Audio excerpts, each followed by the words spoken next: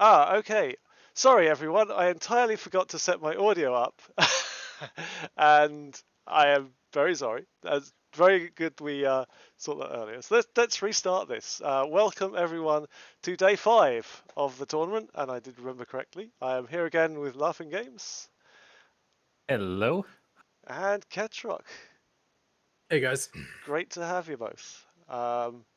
Yes, so we are down to 2 brackets in this tournament. So we're on the Swiss bracket, and essentially, bots are either on 2 wins and 1 losses, in which case they are subject, if they win one more, they will advance to the round of 8, or they're in 1 win and 2 losses, which means they're in danger of elimination if they lose. So yeah, it's going to be a fun night tonight. Let's have a look at what we have coming up. So in the upper bracket, which is on 2 wins and 1 loss, we have Anibot versus Zozo, GPT versus Bembot BC, and Tier versus Sharpened Edge. It's quite interesting because Tier and Sharpened Edge were both on the 2 and 0 and both came up against our top rated bots of Eris and -0, unfortunately taking the loss there. So one of those will definitely advance. Should be good. Yeah, that's a good draw between the two of them because yeah, they both had a very tough qualifying match and now they get to sort of battle it out between them. So And the 2 oldest bots still left in the tournament. So, but yeah, actually, I think they might be the 2 oldest bots in the Yeah. tournament entirely. Period So even. yeah, so yeah. Trying to think who was older than them. Maybe Micro Machine's up there Micro as well, I'm Machine not was, sure. but Micro Machine unfortunately isn't in this tournament. So Oh, yeah, that's true, that's true. all right. Let's have a look. In our lower bracket, we have Dominion Dog, another really old bot, up against Avocados. Xena against Wickedbot, and Sharkbot versus Smallbly. And another interestingly, Dominion Dog and Avocados were both in the 0-2 bracket and both got drawn against each other. So one of them will definitely not be advancing. yeah, those are good fun draws we've got today. All the bots are just really cool. So Yeah. it's going to be lots of good matches. And we're going to be doing all 6 games tonight, which might take a while. It's our longest night of the tournament, so yeah, we may need a break Yeah, halfway this through. is the big day. Yeah. All right. So let's have a look at our first matchup. It is Anibot. Um, Taking a win against GPT and Wickedbot, and obviously didn't come out winner against Eris, but only to losing to Eris is a good tournament so far for Anibot. Yeah, he's been really impressive.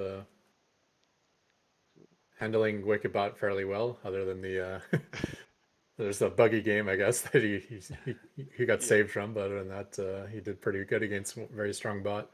yeah, And yeah, everyone loses to Eris, so that's not no downside there. yeah. And he will be up against Zozo. And Zozo again having quite a decent tournament. A loss to Tier there, but Sharkbot and Smallbly put away fairly effectively.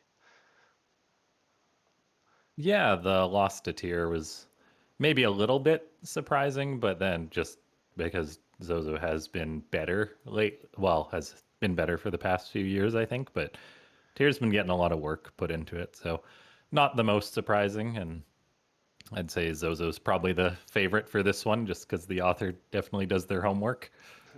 Yeah, absolutely. All right, so let's get into it, shall we? 1 sec. Um, I'll have to set this up here.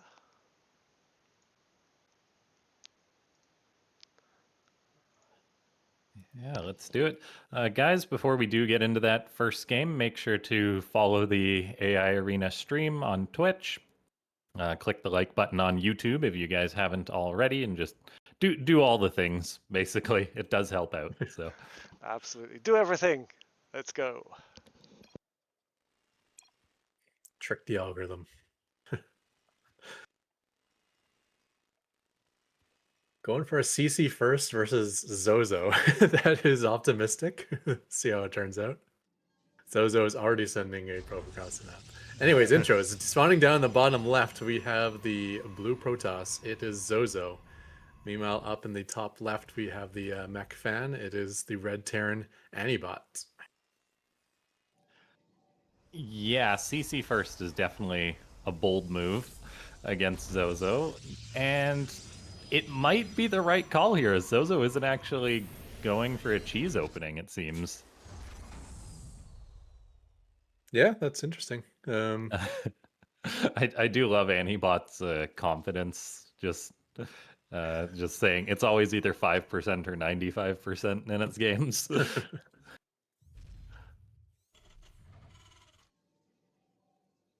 And there, that command center does go down. Meanwhile, we have a pretty standard gateway gas opener out of Zozo. Yeah. Immediately populating that gas with 2 probes. And actually a second depot out of Antibot, which is an interesting call.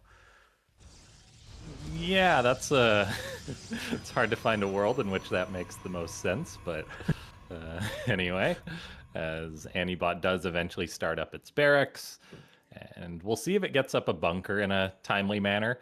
Like, Zozo does like its stalker openings, like, but I don't think it's actually too aggressive when it goes for this. Like, it's just like a sort of like safe expand build with the 2-gate cybercore. So I'm not even sure if it'll try to attack Antibot early or not. Like, it might just be like stalkers into Tempest type thing as the one macro build that Zozo has.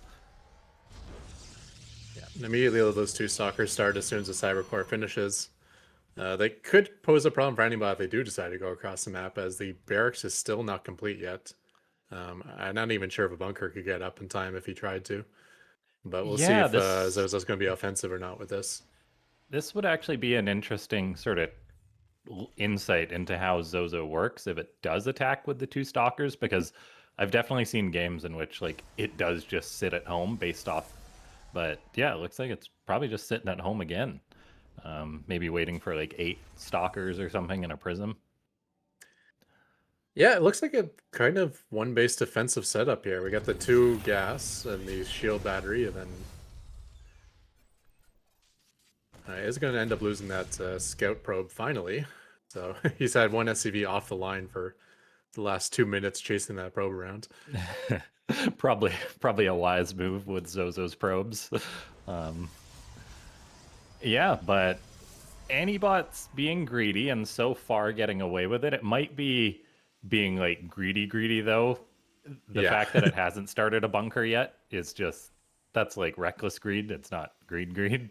It's yeah, a little Yeah. bit yeah, just reckless. There is a factory almost done though, so maybe it'll get out a siege tank prior to a Zozo attack hitting. That's sort of like the thing I'm looking for things that could potentially save Antibot if Zozo does move out. Yeah, it looks like it'll be okay for any bots as the things are going right now, unless Zozo just decides to attack before he gets an immortal or something. But it's actually a Stargate going down for Yeah. Zozo, so Yeah, he's and messing Zozo's around a little floating bit. quite a bit of minerals too. So I think we'll see a Nexus at some point, but yeah, Zozo isn't like the greediest spot in the world. It's like it will delay the natural expansion when it decides to go for these macro builds, but based off this, we really should see a move out once this prism is done. Otherwise, it's just like, yeah, just a very silly way to go about macroing up. Yeah, this is what I was worried about with Antibots. I think all this timing would have worked out really well for him, where his economy would have kicked in. But he's using that economy to get another base. So if he scouted that he wasn't up against an expansion and just did the 2-base power up, I think he would have been in perfect spot. Now I'm very worried for him. Oh man, yeah, that prism's done. Does Zozo attack though? That's the question. It looks like Zozo's building a Nexus, so we might not get an attack. This could be a build up into Tempest. For Antibot's sake, hopefully Zozo does decide to sit at home. And so far it is doing exactly that. Another stalker pops out, but no, it's just probably waiting for Tempest at this point, if I had to guess. It's funny, like we've seen Zozo do so many different builds, and I think all of them would have already won the game at this point. But Yeah, the fact that he's staying at home and Hennibot's being this like blindly greedy, and it's actually kind of working out for him. That maybe even this third base will pay off if Zozo still doesn't decide to attack for a long time. And with that yeah, we're expansion, he having may tank not. production, which is nice, Mhm. as those are just very powerful. We're getting medivacs to support the bio. Antibot's moving out to secure what looks like a fifth base location. For some reason, it always builds like one of its bases further out than it should be. um, and yeah, just a very passive opening from both of these bots, but Antibot's the one that's been way greedier. Like it's 53 workers against 27. Yeah, and his amount of production is very small. He is adding on another factory now, which is good, but it takes a while. Like, why is he producing just from like 2 barracks and 1 factory at a time? Yeah, like this is a very slow build up from Antibot army Yeah. wise. I mean, he will have an army as well, so I guess he could spend some money on upgrades. And he does have, I think, a good position to defend. Uh, I would suspect Zozo will be coming up towards that third base, and that's where all of his tanks are. Yeah, yeah. It might not be for a while though, because Zozo is getting up a fleet beacon. It's sending a zealot out. I'm guessing that's to sweep the third base, maybe, or just to scout out. Um, yeah, this is kind of Antibot's game to lose because it's had a way better opening than its opponent.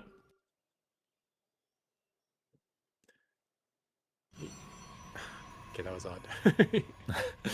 What was he looking for? A burrowed zergling there? What was that Yeah, scan? hey, and you never know, I guess.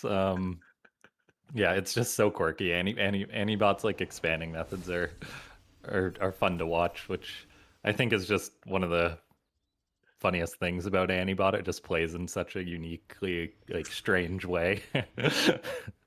Yeah, and it looks like his army's actually going to go defend that fifth base as it's getting set up. That does mean he's way out of position if Zozo decides to attack, and his first Tempest is Yeah. finishing very soon. Yeah, this There are is some Vikings and a Thor now as well, though, so there are some answers to the Tempest issue. I do like the Thor. Yeah, we'll see whether like the tanks of Antibot, if a fight happens, can get a good position. Because if they can just kill all the stalkers, then I can see like Antibot eventually dealing with the Tempest. But if like the stalkers can do a good job just sort of protecting the Tempest and abusing that, then Yeah. it might be a bit rough. But still Antibot's game to lose. We've even got 2 Thors being produced at a time now. Yeah. Neither side decided to even get a single upgrade yet, even though there's a No, second no. armory being built for Antibot. Yeah, I was gonna comment on that second armory before starting any upgrades. But yeah, I don't think the Stalkers will be much of an issue. That many Marauders and Siege tanks against 0/0 Stalkers. Yeah. Oh, Uh, is that a fourth base move out or an attack move out? I think his attack Let's- and Antibot has gotten his army back in a decent position now. Yeah, it looks like they're mostly around the natural, which is kind of close, I guess. Yeah, this is a 72 army supply Protoss attacking into a 118 supply army Terran that's just about maxed out with Thors, with just so much stuff, and we'll see whether Zozo can make a miracle happen with its really nice micro.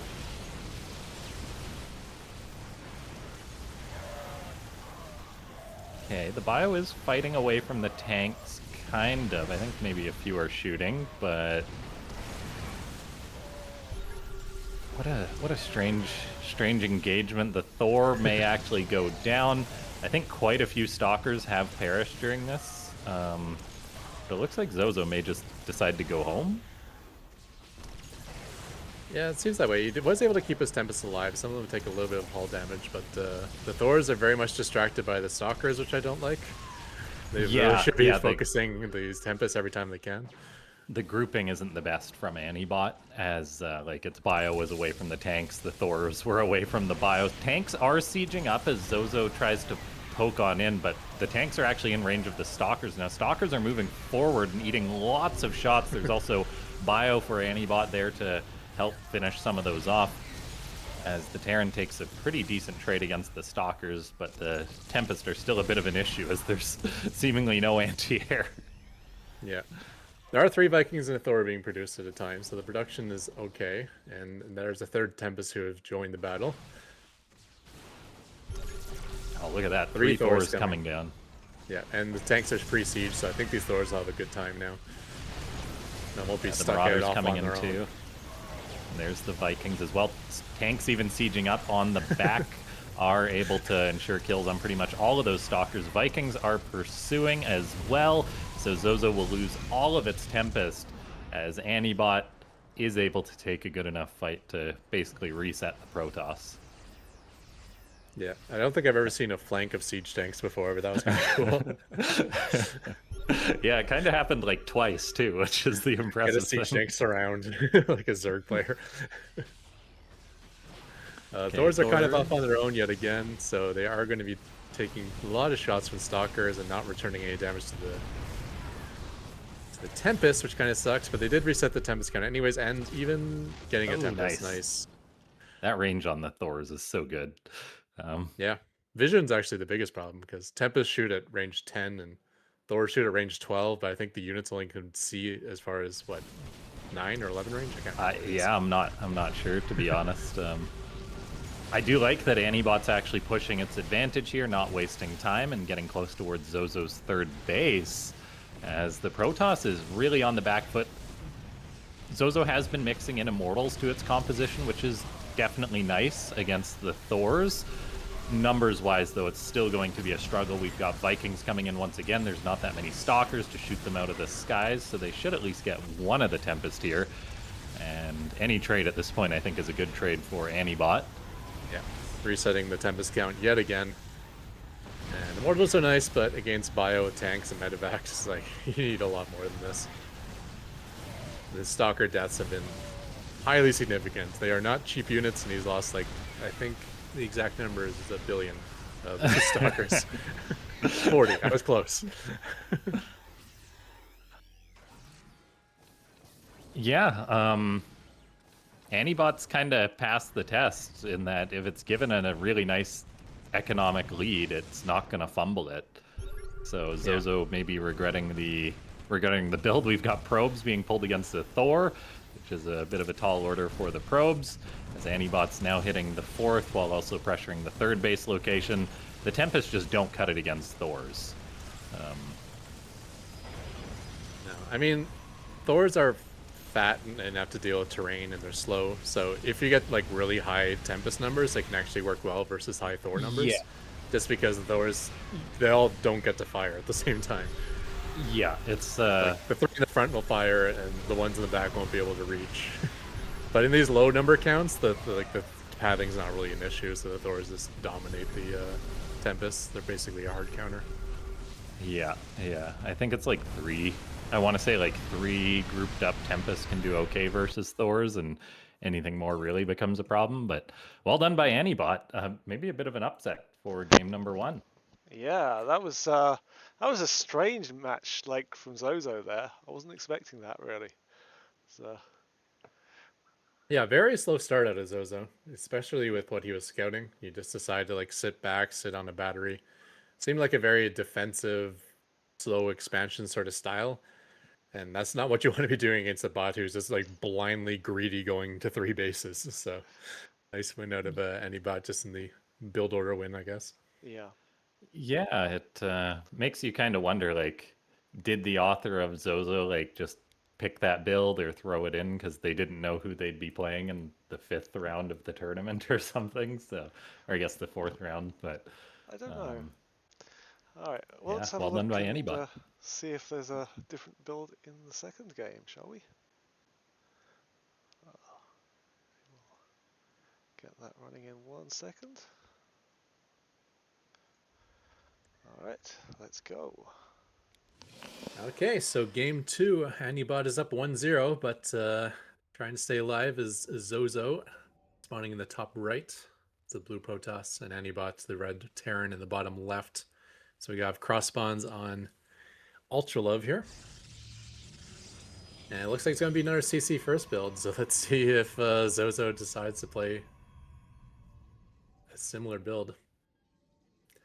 I would imagine the author of Zozo, he's put a lot of work into the macro portion of his bots, but so Hmm. often in tournaments he has to cheese down his opponents because he's facing stronger opponents. I wonder if this is a case where he's like, well, my macro can probably beat any bot, so let me just finally get to display what I've worked on in the macro neighborhood. Um, Yeah, like it is the one build that Zozo does on the ladder too. Like it doesn't cheese on the ladder. It literally just does like this slow Tempest Stalker build up. And it works against like a lot of bots, but not one that's being so greedy and has good enough army control to not just be whittled down by Stalkers and Tempest. So yeah, we'll see as Antibot does the same build. Zozo goes for a similar opening. yeah, I've been burned by this by using statistics from the ladder as well. Like Zozo plays this like slow macro style, so my bot learns like what the best build is to beat Zozo. And then you Yeah. face him in a tournament, he's doing something completely different, like probably building gateways in your base. So you train your bot to like be super greedy, and then you find out that that's actually the worst thing you can do against Zozo.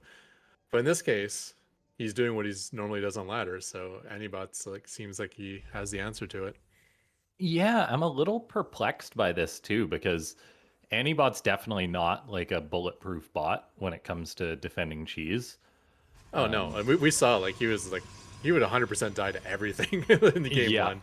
He had no idea what he was facing. He was just like working off two barracks for a long time with no bunker and building a third command center. I mean, it was extremely risky. Sometimes you gotta do that to beat bots that are stronger than you. You gotta take much stronger, and take really big yeah. risks. So But like, it kind of makes me wonder if the author just didn't like plan for a round four. Maybe they're like, oh, I'll just beat tier and 3-0 and not try and think more about it. But yeah, yeah, yeah, I don't know what goes through authors' minds when they're pre-planning strategies, whether they do something for their opponent or not. But I thought Zozo's author would be the one person who would do that because he yeah. has a history of always having the right build to kill the opponent he's facing. He's like won tournaments by just Hmm. out mind gaming his opponent. But yeah, maybe just Anibot just is running a little below the radar. Zozo's worried about -0 and Eris and stuff, and didn't really plan anything for Anibot. Yeah, yeah, maybe not. I am a little surprised though, because like usually, like even in like a series that the author plays, they usually at least like mix it up. So seeing the Mhm. same build twice in a row like isn't great, I don't think. Maybe things can go a little bit differently. Maybe Zozo will get like a better army positioning against Antibot, um, or something along those lines. But for now, it's looks like it's not on the best course. Yeah, I mean, assuming it goes the same as game one, I think the winning condition for Zozo would just be the first engagement. You know, if he can cut down the anti-air again and have those Tempests left over, getting free reign. Because the first engagement, there wasn't a ton of anti-air, and the Thors, have that ability to just walk into stalkers and die outside of the range of their siege tanks. I think the way Antibot's coded, if I'm seeing it correctly, is their bio likes to stay in range of the siege tanks, stay where they're protected. But the Thors Yeah, don't have that coding. The Thors are just like, oh, we'll go walking off and we'll find our targets. If the it siege tanks seems don't like it. come, that's their fault. I think one of my favorite things about Antibot too is that if it gets three Thors, sometimes it will assign them to do like Thor run bys, where it'll send them just like along the left or the right side of the map to go hit an exterior base, and it just like it's a terrible strategy, but it also kind of works just because like three Thors are so awkward to deal with. But if they Yeah. get intercepted, they can just be butchered. So And they um, do one-shot workers. Like you don't see Thor harass often, but it can actually work. no, It's funny enough. Sometimes you'll see Terrans want to get rid of their siege tanks, so they start doing just like siege tank drop harass, and it yeah, actually works. I mean, not so much in the bot meta, but in like pro games, it's like the unit you would never think to harass with, but yeah, It can work. I can see Thor's being the same way. I guess it's a shame we didn't have it's a shame we didn't have the bot scene back when there was siege tank medivacs, because imagine that. Yeah, tank. Well, the bot scene might have existed back then. I'm trying to think what came first, Alpha Star or Tankovacs. They're both I from quite a think while ago. I think Alpha Star came after, just because Okay. Tankyvacs were gone after within like a year of Legacy of the Void. Anyways, if there was a bot meta back then, the bots weren't sophisticated enough to deal with that. That's back when bots would just A, move towards the opponent's spawn position, and if anything was not within reach of the spawn position, then the game would just end in a draw. Micro Machine would just A move, build Reapers and nothing else. A move Reapers or A move Marines. It was a different Simpler time. times. Simpler times, yeah.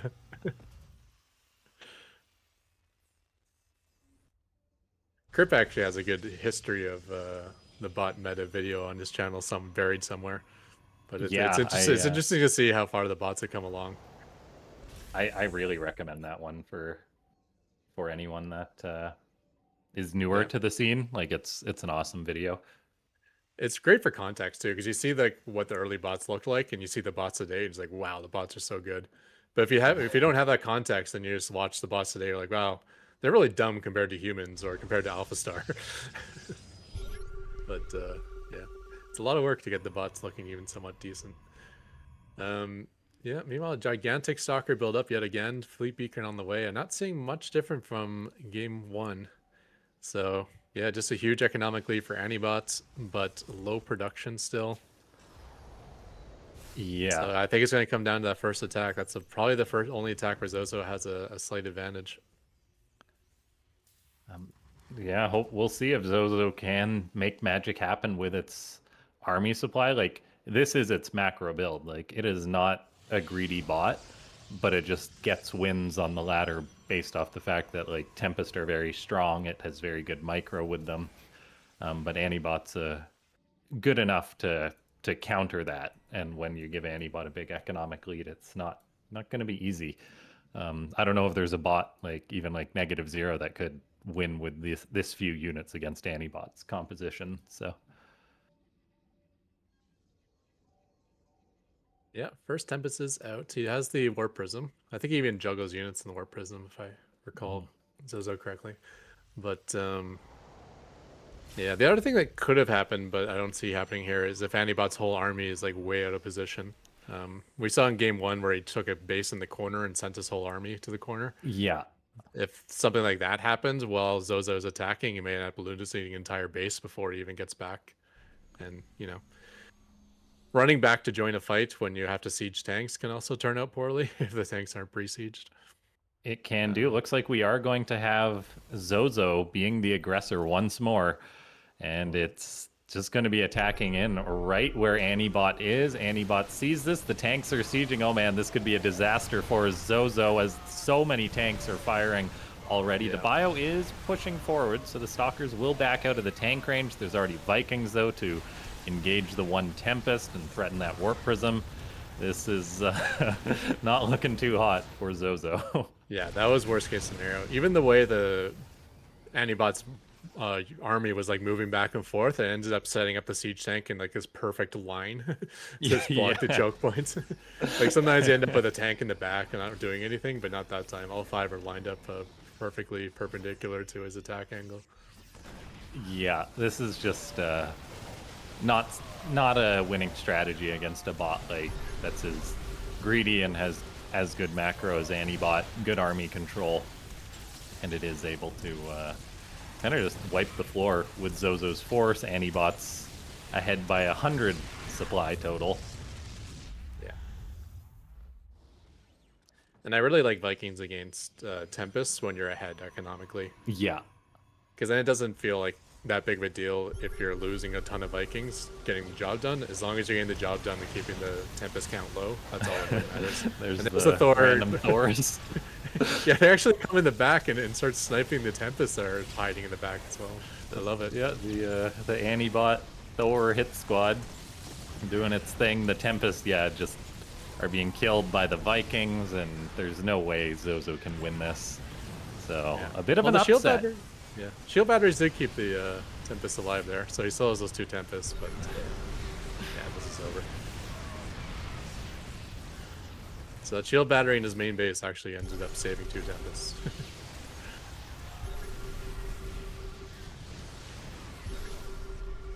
So Antibot's going to advance to the round of 8. Maybe a bit of a dark horse for the tournament, but taking down Zozo is quite impressive.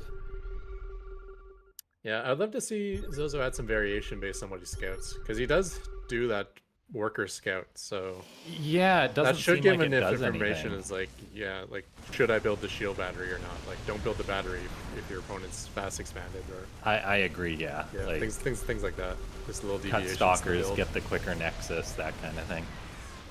or even don't scout. You know, if you don't have Yeah. the code written to deviate based on what you're scouting, then don't even bother scouting. Have the extra worker at the start of the game, and that gets you an extra like 60 minerals a minute. Yeah. No, well done to Anibot. Very quick start to the evening, 2-0. Yeah, I was wondering if like maybe Zozo did scout and maybe misscouted something, or assumed that there was a rush coming or something like that maybe, but I don't know. We'll Yeah, have I to. mean, it's complicated to, it's not just sending out your worker to scout. Then you have to code like to interpret what you're seeing, and then you need to code deviations in your build orders, which is also very complex. So there's a lot to it. So he's probably on like step 1 of implementing that into his bot, Yeah, and step 2 would be understanding what he's seeing, and then step 3 is creating deviations in his build based on what he's seeing. yeah, But yeah, I just suspect like this is a default build that gets fallen back to, and he didn't have anything set up special for this tournament, at least not versus any bot. So yeah, a little unfortunate. And any bots learned that this greedy build just destroys Zozo on the ladder, and it worked out for him. yeah, absolutely. Yeah. So well done by Antibot. Zozo, of course, not out of it. Will be back next week for the final matches of the Swiss. Yep. Yeah, So and that still will be the on. do or die week. So you win, you're Yeah, through to the round of 8. You lose, you're out of the tournament. yeah. No There is more no second second chances. chances next week. You've got like win you're through, lose you're out next week. But tonight is not quite so bad, at least for our first 3 matchups. So let's have a look at our next matchup. It features GPT, the bot formerly known as Tom Test in the last tournament, now General Purpose Terran. Uh, took a Oh, loss this is Tom against. Test. Okay, okay. Yeah, yeah. I mean, I never made that connection until now. No, it was the General Purpose Terran, uh, known as General Purpose because it likes to throw a lot of Marines, and they're very general purpose. Yeah, perhaps a bot with like the strongest timing attack. Honestly, like for one bases, like it is such a strong one base attack. Like I think it forced like all the top bots to adjust and have a counter just because it was that strong. Yeah, Um, so Wow. we'll right. see how Benbot's going to handle that potentially. Here we have it, I'm Ben still hoping for Bots. a GPT versus WickedBot connection. I want to see what the Oh, two bio styles look versus each other. One's absolutely, very that would be micro heavy, so. one's very timing heavy. Yeah, that would be so good to see. Maybe we will. We don't know. Yeah, yeah, wait, Only definitely loss for still Benbot possible. BC is against -0, which is no great disgrace, but like coming up positive against Canada and Xena. So yeah, still very much on good form in this tournament. So yeah, Yeah, Benbot is an absolute monster. Um, he has that slow turtley style and prefers like the heavy tech units, and there's downsides to that, which a bot like -0 can obviously exploit. But other than that, I mean, there's not really that many holes in the game of Benbot BC besides like the strategy itself. The implementation is very, very strong, and there's advantages to having those heavy tech units like battle cruisers. So sometimes they just mop up the game for them. yeah, Yeah, I think if Benbot gets to that point, it's pretty much already won. It'll be the hard part getting to that point. So, um, absolutely. All right, let's yeah, have a look at the game. let's do it. Let's go.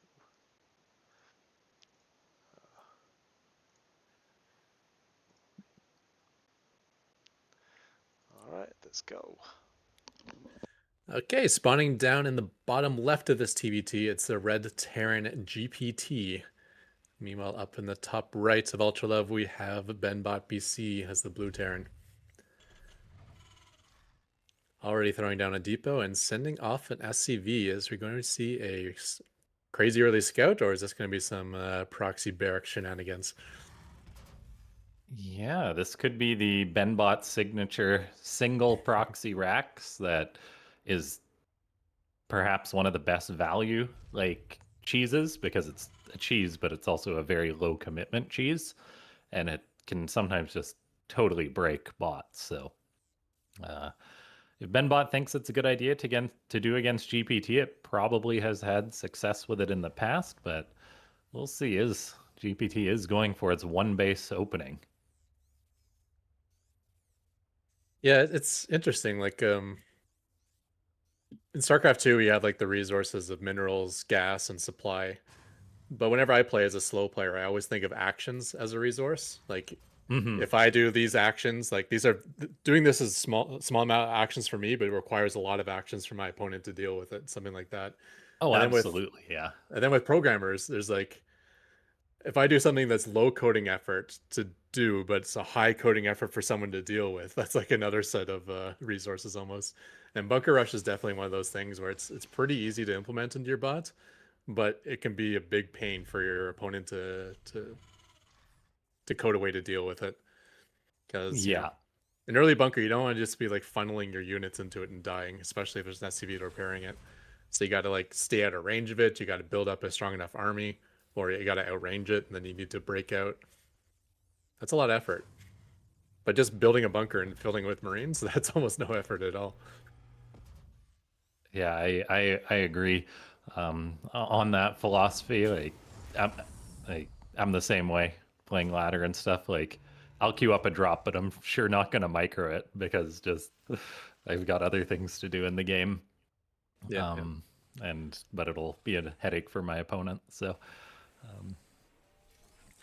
yeah, we've got GPT doing its famous one base build where it gets +1 attack, just builds up a very consolidated strong bio punch. And the timings for this are going to be really interesting because it will have enough bio to crack that bunker. It might be a Yeah. bit more difficult if Benbot gets out a tank to reinforce it, like it sometimes does. But I don't know how the timings line up for this, to be honest. And I think the biggest advantage here, like GPT might be one of those bots that's not coded to handle this. It might just like funnel all of its units to its death. But I think the biggest advantage here for GPT is he doesn't know that the bunker even exists. And if he doesn't know it Oh, exists, he's not going to throw his Marines away. I don't even think that Mule saw it. So GPT probably won't move out until he has a large army to attack the enemy. And that's the perfect time to deal with the bunker when you have a large army. yeah. Even if there is a tank for Benbot, GPT might be able to overcome it just because it will have like so much bio. The +1 attack and the combat shield like really strengthens this core, and then Benbot might not have much to defend back at home, honestly. So this could be a bit of a roll of the dice, and again, maybe because we are later in the Swiss, like I don't know if this build works for Benbot on the ladder against GPT, but maybe it's just like a generic build that Benbot has as a choice. Um, so we'll see here as that tank is going to be rolling up and reinforcing this. GPT, though, will be getting ready to move out and attack soon. There's the tank sieged up not too far forward, which I definitely like. As GPT is moving out, combat shield's about to finish up. It does finish prior to the engagement. There goes the bio, stepping forward, shooting the bunker prior to the tank. The bunker goes down. But the beefy bio is eating way more shots than they should. Benbot restarting the bunker, allowing the tank to get even more damage done. GPT is now kiting back against the bio. It needs to dive on that tank, and the last two Marauders do get it. Yeah, so probably a good trade for Ben Bot, but there is this window where he's a little bit weak at home. Luckily, he destroyed almost all of GPT's army, so it doesn't matter that much if he's weak at home, as long as he's got a bunker of one Marine or even a Yeah, Widow does Mine he might be have a enough. bunker? He's building two right now. Okay, there's a Liberator. That's very Yeah. nice. And the Widow Mines would probably do the trick too. Even one Widow Mine, I think you kill both those units if you hit the Yeah. one that's higher in health. Okay, Benbot I think might just have this unlock now with the bunkers and the mines and the Liberator, because like I think the Liberator might even be better than the Marauders, better than the tanks, just because the Marauders can't shoot the Liberator. So A Liberator is not that great versus Bio though. Like a Liberator shooting a Marine is almost bad. It feels like gigantic overkill. um, Whereas the siege tank can like splash everything, but now there's a siege tank as well. So yeah, uh, yeah. Like if all that Bio was right at Benbot's door, I think it would actually be able to break through right now. Especially with that one bunker having no units in it, means it's a lower threat priority. yeah, But now we got 3 Marines, 2 bunkers. Yeah, it's. I think it might be too late. We'll see. yeah, there will be +1 armor, so the bio is going to be pretty durable. Benbot though, like it's got great repair behavior too, so I think GPT will definitely be, or part Benbot will definitely be pulling SCVs off to repair, and that's just going to allow the tank, the Liberator, to get way more shots off. I don't know what this Viking's thinking, but Vikings are the probably most the same suicidal pilot from unit. staying true to the Heart of the Swarm trailer. Yeah, they really do. Bot Vikings are just so reckless. Now in goes GPT. It's not trying to target down the Liberator, the tanks, the wall of Benbot. It's just a bloodbath. That's, yeah. At I that think point, there was 2 tanks, 7 Marines, so then you couldn't even get past the repair. Yeah, Benbot is it's the efficient bot on the defense. I don't think there's a bot that has better defensive efficiency.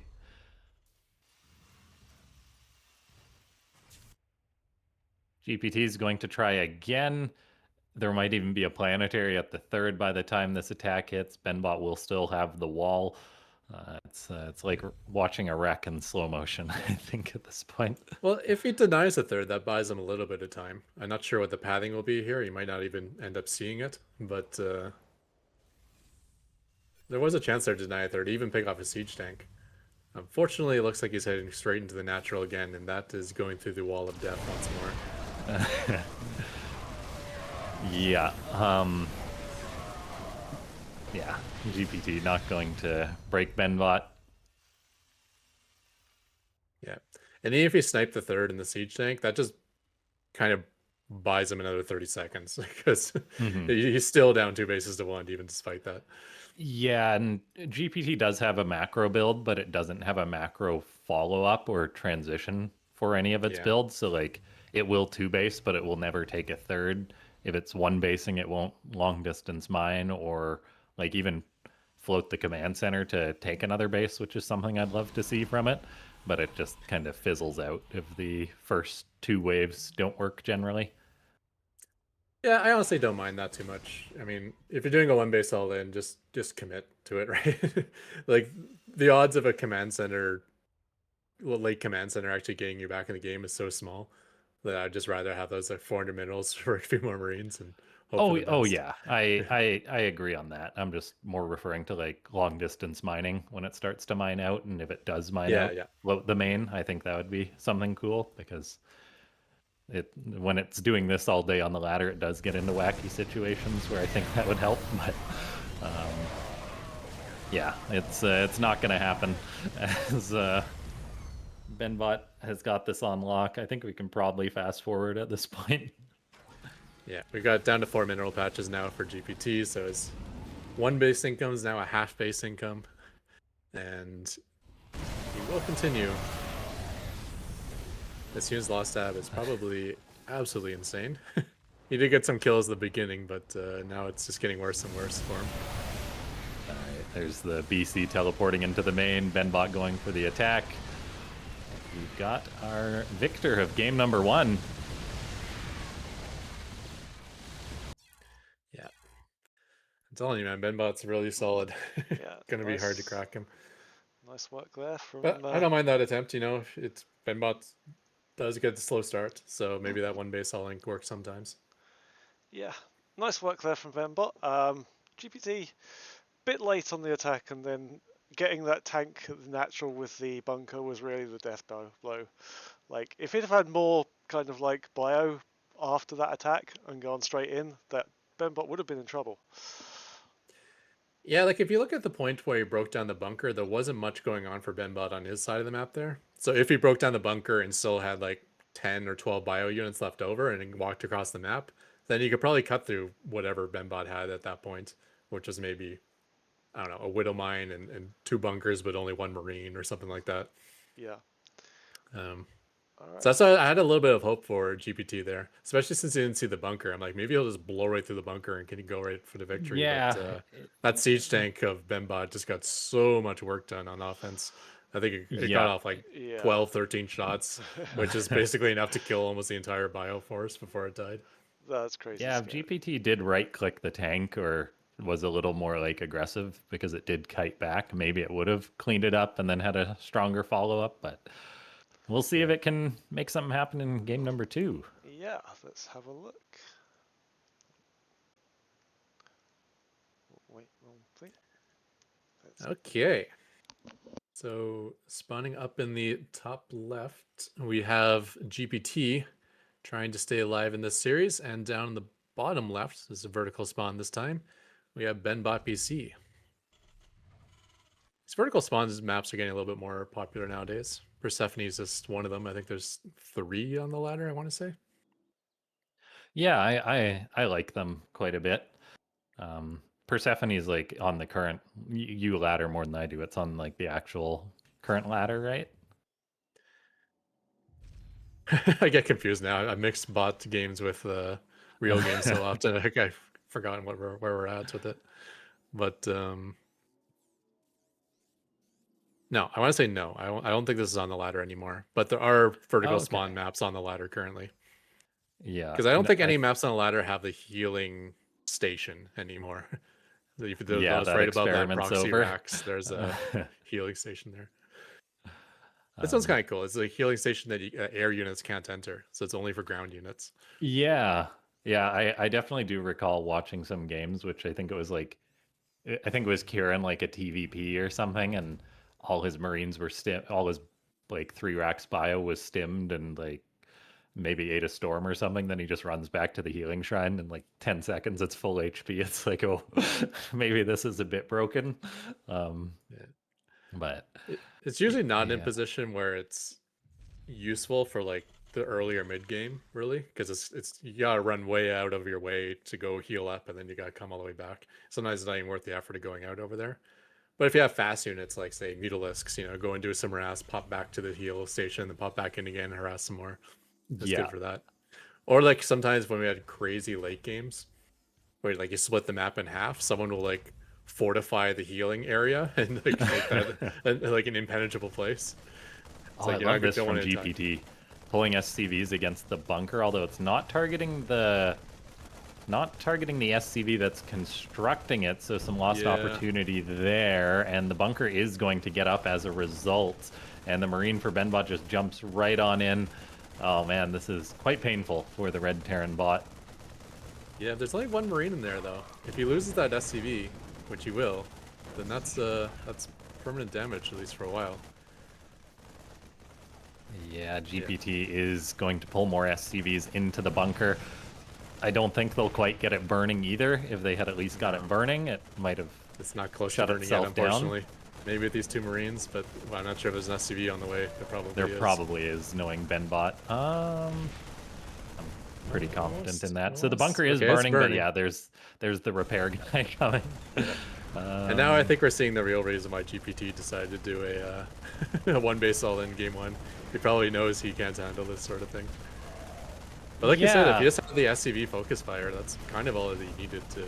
It did target that SCV. I think it's clearly got some anti-cheese behavior here with pulling the workers, but just not targeting the SCV is a bit unfortunate. And now I think we're in a bit of a death spiral too, as Benbot's bunker this is just a great example of how strong this cheese is. Low commitment, 1 racks, 1 bunker proxy, and it's going to kill all the workers of GPT. And all yeah, the like while when you're Ben getting bought attacked macros. this early, pulling workers makes a lot of sense. But It it doesn't make does, yeah. sense if that attack is like a spine crawler or a bunker or a cannon. There's so much extra effort for the defender coding this sort of defense than there is for the offensive person. But every race has something like this. Like Yeah. Broad Zerglings at a base is like very simple for a Zerg to do, but very difficult for an opponent to deal with. Yeah, This is overwrite one SCV, up to 2 now SCVs. Yeah. I well think done by Benbot at Benbot. some point he sends these Marines in once he gets a lot of them, if I recall correctly. So it shouldn't be too much longer. There he goes. Has a Viking, so he can poke in and Oh, Siege Tank out of GPT, so it was actually a different playstyle as well. Wasn't just going to be mass bio. yeah, it goes for like a really strong 2-base timing. That I was wondering if it could actually kill Benbot if it with that timing if it wasn't interrupted, but Benbot says no, and now has a battle cruiser, so that's going to be it. As Benbot takes its place in the round of 8, as I think a lot of us expected. Yeah. But on the back of the bunker rush, so you never know. If GPT finds an answer to this bunker rush, we'd have no idea what the mid game would actually look like. And I bet Benbot and GPT don't even know, like the authors. So there's potential in the future for GPT. But he's still in this tournament at 2-2. And meanwhile, Benbot BC has secured his place in the round of 8. Yep. No, well done to BenBot BC. We will be seeing him later in the tournament. GPT, again, he will get another chance in the final chance next week. But yeah, it's interesting because I think it would have been a lot better for GPT had he not scouted the bunker. And it's just like, Yeah. it's one of those things where scouting is a bad idea. But Yeah, that's why I thought why he decided to do the one base all in, because if you expand, then you see the bunker. You're thrown down the command center, which is in range of the bunker position of Benbot. So yeah. But honestly, yeah, if you got lucky, just say the SCV was on the other side of the bunker, so each focus the SCV Yeah. first, then I think he had enough firepower to just blast right through that bunker. And that Because would he have had been more really Marines good. and he had 2 SCVs in the fight. Yeah, that would have been really good for him because his timing attacks once he gets set up like that is crazy. And Yeah. it would have been a But yeah, really it's fun a game. tough one to beat Benbot. Like even if the bunker rush was not an issue, I mean Benbot probably still has the major advantage throughout the game. He's just a very, very strong bot. Yeah. Yeah, Benbot sitting top 3 on the ladder at the moment, just behind Eris and -0, which are the only bots it struggles with. Wow. So that kind of makes sense. And yeah, we'll get to see it in the round of 8. We've got 4 more best of 3s going on today, guys. We're going to get into our next one, which will be the 2 old bots, Tyr and Sharpened Edge. I think a match a lot of people are looking forward to. First up, we have Tyr. Again, very good record so far in this tournament with wins against Dodo. I was going to say Dodo. No, no, not Zozo. That's Dominion Dog and Zozo. Definitely not Dodo between them. That's the Archon. Yeah. Sounds good. But yeah, loss against -0, so he's doing really well. And our other bot with the coming around with the Zimmer frame, or not quite the Zimmer frame just yet. It's Sharpened Edge by Imphy. Again, wins over Avocados and Sharkbot, and only defeats so far to Eris last week, which is a 0-2. So yeah, should be a Yeah, fun whenever game. we talk about a bot that's so bulletproof that when it doesn't get updated for years, it's still a monster to deal with. We always think of Micro Machine, but Sharpened Edge kind of fits that category as well. There's not Yeah. like glaring errors with Sharpened Edge, and he has a lot of builds. So the fact that hasn't really been updating that bot in a long time doesn't mean the bot's weak at all. It's got some strong builds. It's always in like Division 1 on the ladder, and if you find a way to beat one build, you'll just switch it up to another build, and then you got to deal with that one next.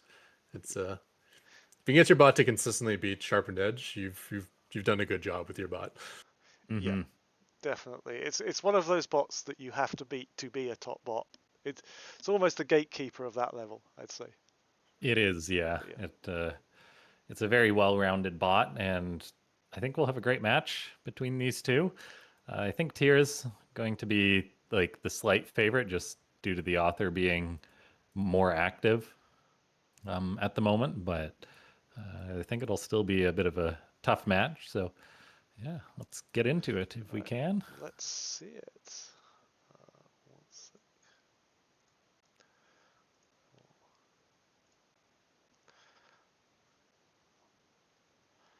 All right, let's go. Okay, spawning in the top left of Meganotha, we have the red Terran. It is Tyr. Meanwhile, down in the bottom right, we have the blue Protoss Sharpened Edge. Two of the oldest bots in the scene. I think way back in the day in one of those Nordic countries, they actually had a major tournaments with significant prize pool, like maybe in the thousands for botting. And I think that's where these two bots originated from, I think. Oh, okay. Yeah, it's way before my time, but I think that's the story I heard. There's also bots like Yamabushi that came around at that time as well. These older ones that have left the scene nowadays.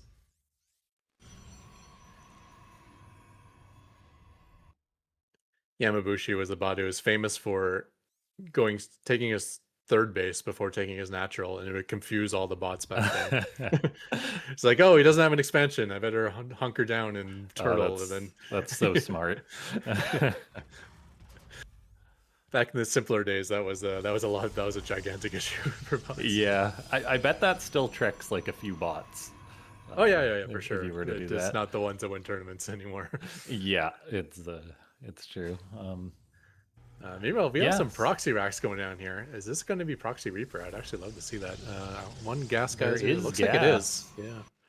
Proxy Marauder is actually something that's Marauders is something that's very powerful versus Protoss as well. Do we have a tech lab?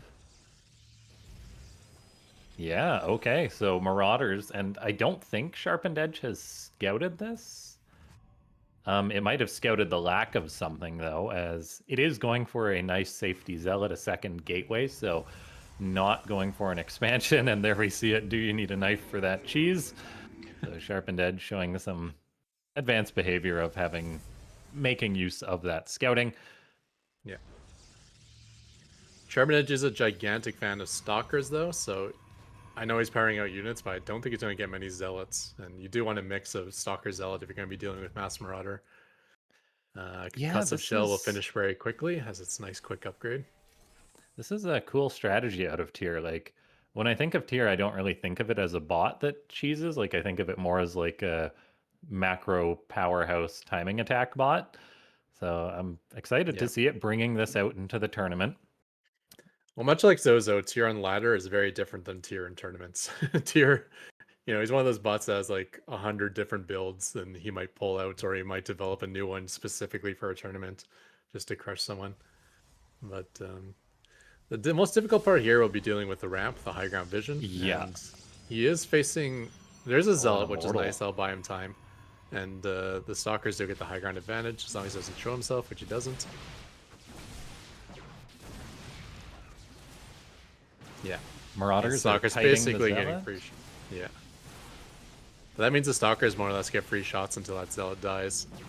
Okay, there's the overcommitment down the ramp from Sharpened Edge as it loses those two Stalkers. It's going to have an Immortal out, though, which is just god tier against a rush like this. Yeah, it's Marauders versus Immortals is kind of interesting in that they both absolutely murdered each other. Yeah. But that shield that the Immortal starts with is usually a big... Yeah, in small numbers, the Immortal does quite well. It's like when there's a high Marauder count, then it's a bit more dicey for the Immortals, but I'm not sure if Tyr has that number yet. It does tag a Stalker with the Concussive Shell, gets a good amount of damage off and kills it, as the Rax is soaking a lot of damage and buying time for Tyr to pump out more Marauders. Injured Marauders getting shuffled to the back, which is quite nice, although the Rax does perish. Can that Immortal get killed by the Marauders? Doesn't look like it. Yeah, he did activate the shield early, so there's a potential there if you just decide to focus on the Marauder, the Immortal afterwards. But yeah, the Immortal does a lot of damage. Was it like 3 shot A Marauder, Yeah, two-shot it even. that thing will gobble up Marauders all day, basically. And now Tyr is in quite a spot of bother, as it's not just lost its army, it's lost its production. And we'll have to try and scramble to defend back at home. We'll see if we get like a bunker on the high ground. It's got a starport about to finish, which means there's a factory, but nothing is being produced out of Yeah. either of those two structures. And that's Sharpened not Edge is great. not going to let him bleed either, let him breathe either. He's got those No. immortals immediately marching across the map. Even got the War Prison that might be joining up with him. Yeah, Tyr is dead unless Sharpened Edge just decides to go home, which is possible. These are bots. It is possible. One Marauder being produced is not going to save the day, I don't think. And Sharpened Edge it's very good with its robo gateway aggression. Like, this is the style it plays the most, and so it will take game number 1. I love the warpin too. Not every bot makes use of the Prism's actual ability to warp in units, so that's cool to see too. Mm-hmm. Oh, nicely Yeah, well done done by there. Sharpened Edge. Yeah. No, that's a really nice tactic there. And like, I don't think like once the immortal comes out, they just absolutely rip through Marauders there. So yeah. Yeah, it's it's a very nice response to the cheese, just having those immortals, like getting the cyber core before the gateway so you can get out that robo in a timely manner is very nice. It's like Protoss die to Marauder rushes when they're fighting and trying to keep their Nexus alive, not usually when they're sitting on one Yeah. base like Sharpened Edge did. Yeah, Sharpened Edge I is want to give very credit good. to Oh, that. sorry. Sharpened is Yeah, very good with I want one to give. base plays, sorry. And it's yeah. And something he does a lot, I think. Apologies. Anyway, good. Yeah, I want to give a lot of credit to that Zealot as well. Like, if that Hmm. was 3 stalkers instead of 2 stalkers and a Zealot, that trade would have been like completely one-sided. I don't even think it would have killed one Marauder. But Yeah. instead, I think, if I don't remember the fight, but I think those 2 initial stalkers killed 2 Marauders, maybe even 3, which was a big deal because that allowed him to get to the immortal. Yeah, Um, that's just smart planning on the build too. Like, Sharpened Edge scouted the cheese and says, I have a gateway but not a cyber core done, build a zealot. yeah.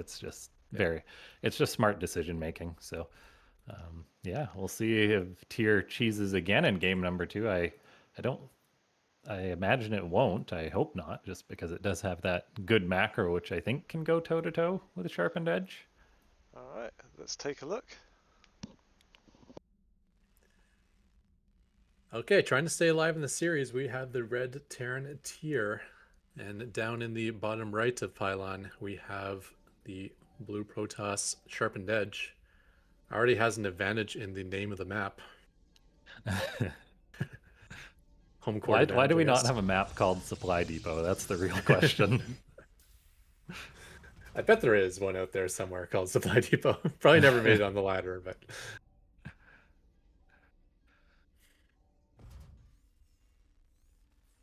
Yeah, guys, if you haven't already, click the like button on the stream, follow AI Arena on Twitch, and if you want to get started programming your own bot, maybe you're new to the scene, join the Discord. There's lots of helpful tutorials and channels there if you're looking for support to get started programming your own bot.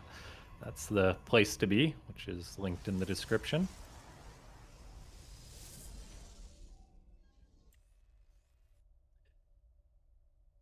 interesting double gas start out of Sharpened Edge. Okay, maybe it's the same he did this in game 1. Yeah, But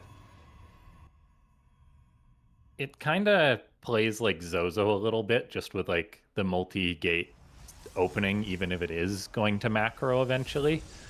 Just the difference is that Sharpened Edge will get aggressive off of one bases, like with the Robo Gateway composition sometimes, which is quite nice. And so, yeah, similar build from Sharpened Edge, completely different build from Tier, as Tier fires up a bunker on the high ground and has a Reaper being produced, pulls an SCV to deal with Sharpened Edge's probe, which I think are some of the most vicious probe scouts out there. I've seen it kill quite a few workers previously. when I very first put my bot on the ladder, I think I would average like 7 SCV deaths to that probe every time I faced a Sharpened Edge. Just something I didn't have an answer coded for yet. And that thing, yeah, Yeah. it just walks around and just looks for those SCVs who are building structures. Did the Reaper kill that, or is it? I think it must have died, right? Yeah, it must have died, yeah. But yeah, it looks like it's going to be a one base all in out of tier. He's double gassed and bunkered, so I suspect he's going to go into something crazy, like maybe mass Stargates or.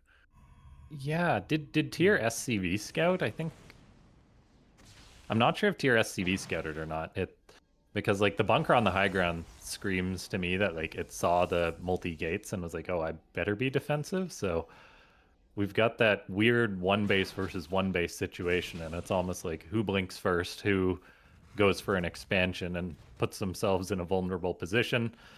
Um, yeah, Sharpened Edge just going for the Robo build once more. Yeah. It feels like it's going to be some sort of starport shenanigans just in my head.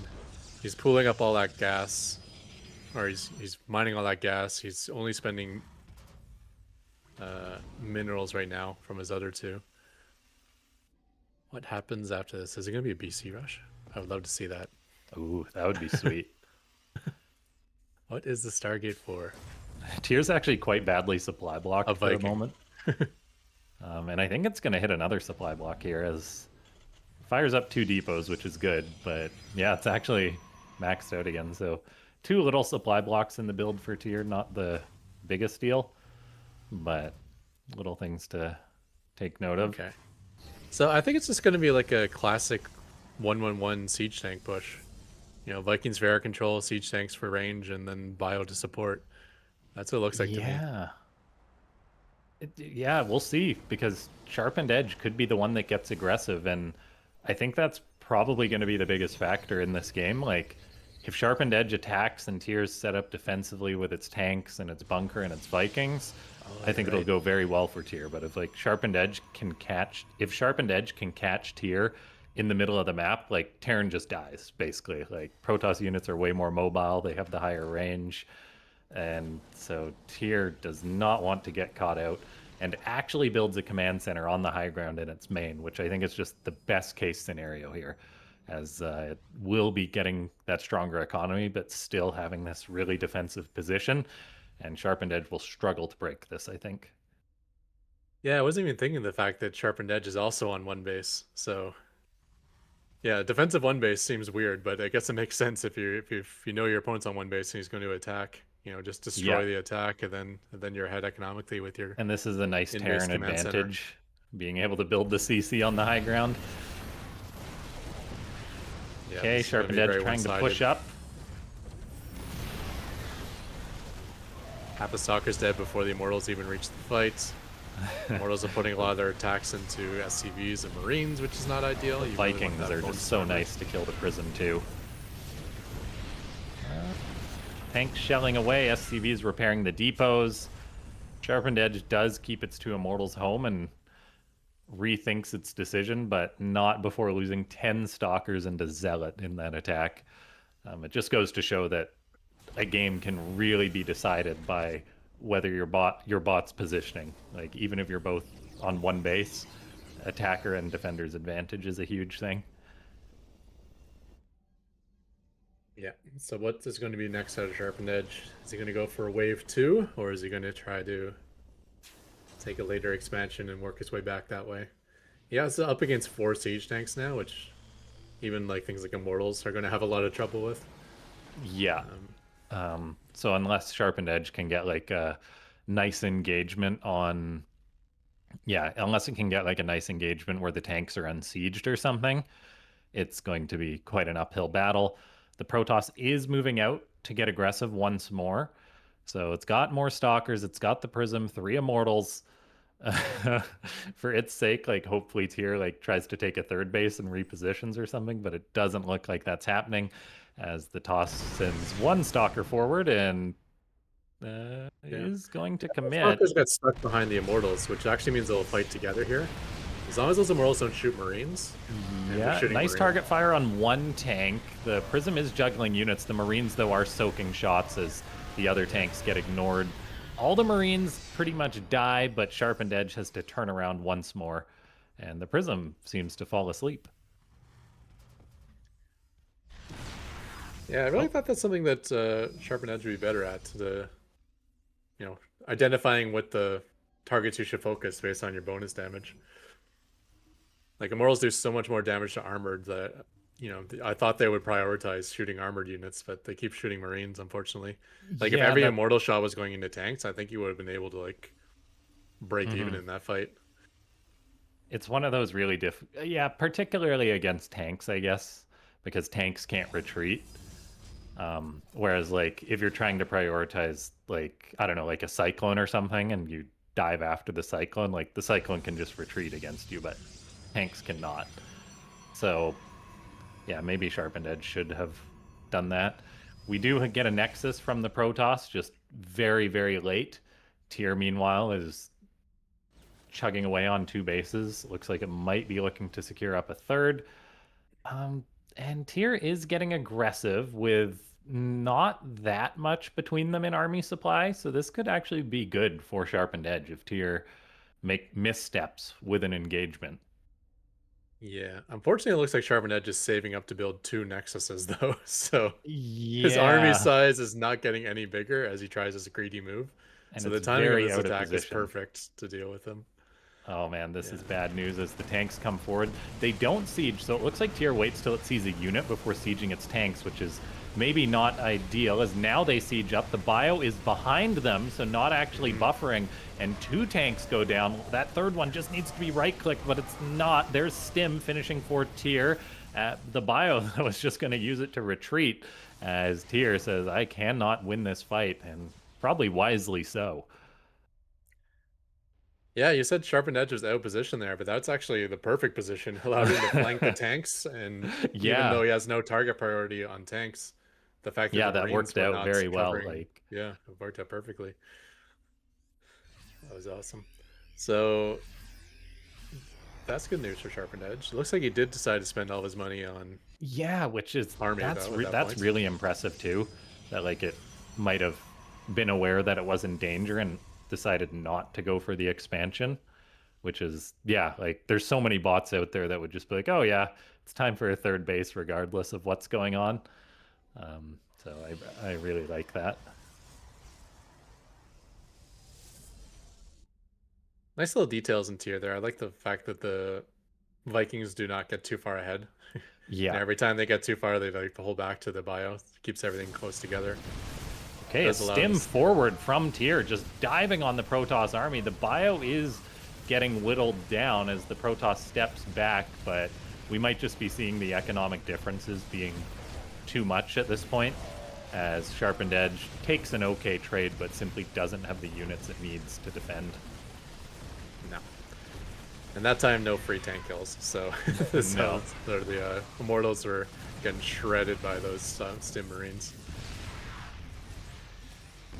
Looks like we've got our first series on our hands as Tyr will tie things up.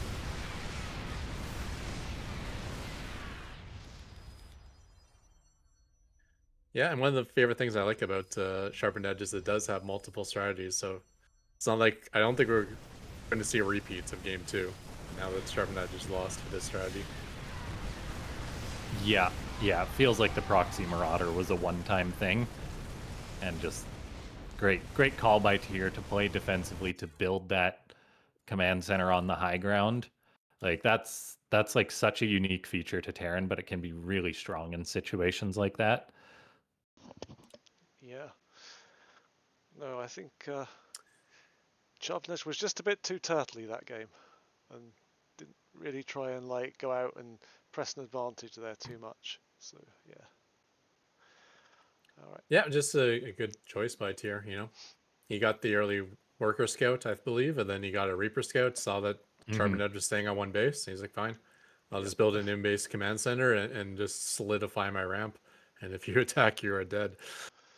And Yep. he Yeah, attacked, and he was dead. such a wise Oh. move by Tyr, and really just impressive game. Like those two bots are playing quite well. Like we saw both of them retreat when they realized they couldn't win a fight either, which is just awesome behavior to have programmed into a bot. Like, and it wasn't waffling. Like it was a pretty decisive retreat for both of them, which is yeah, just awesome programming. So I'm excited for the third match. That's the advantage of Yeah. having such a long history in this sport. So yeah, we'll see what happens in game number 3.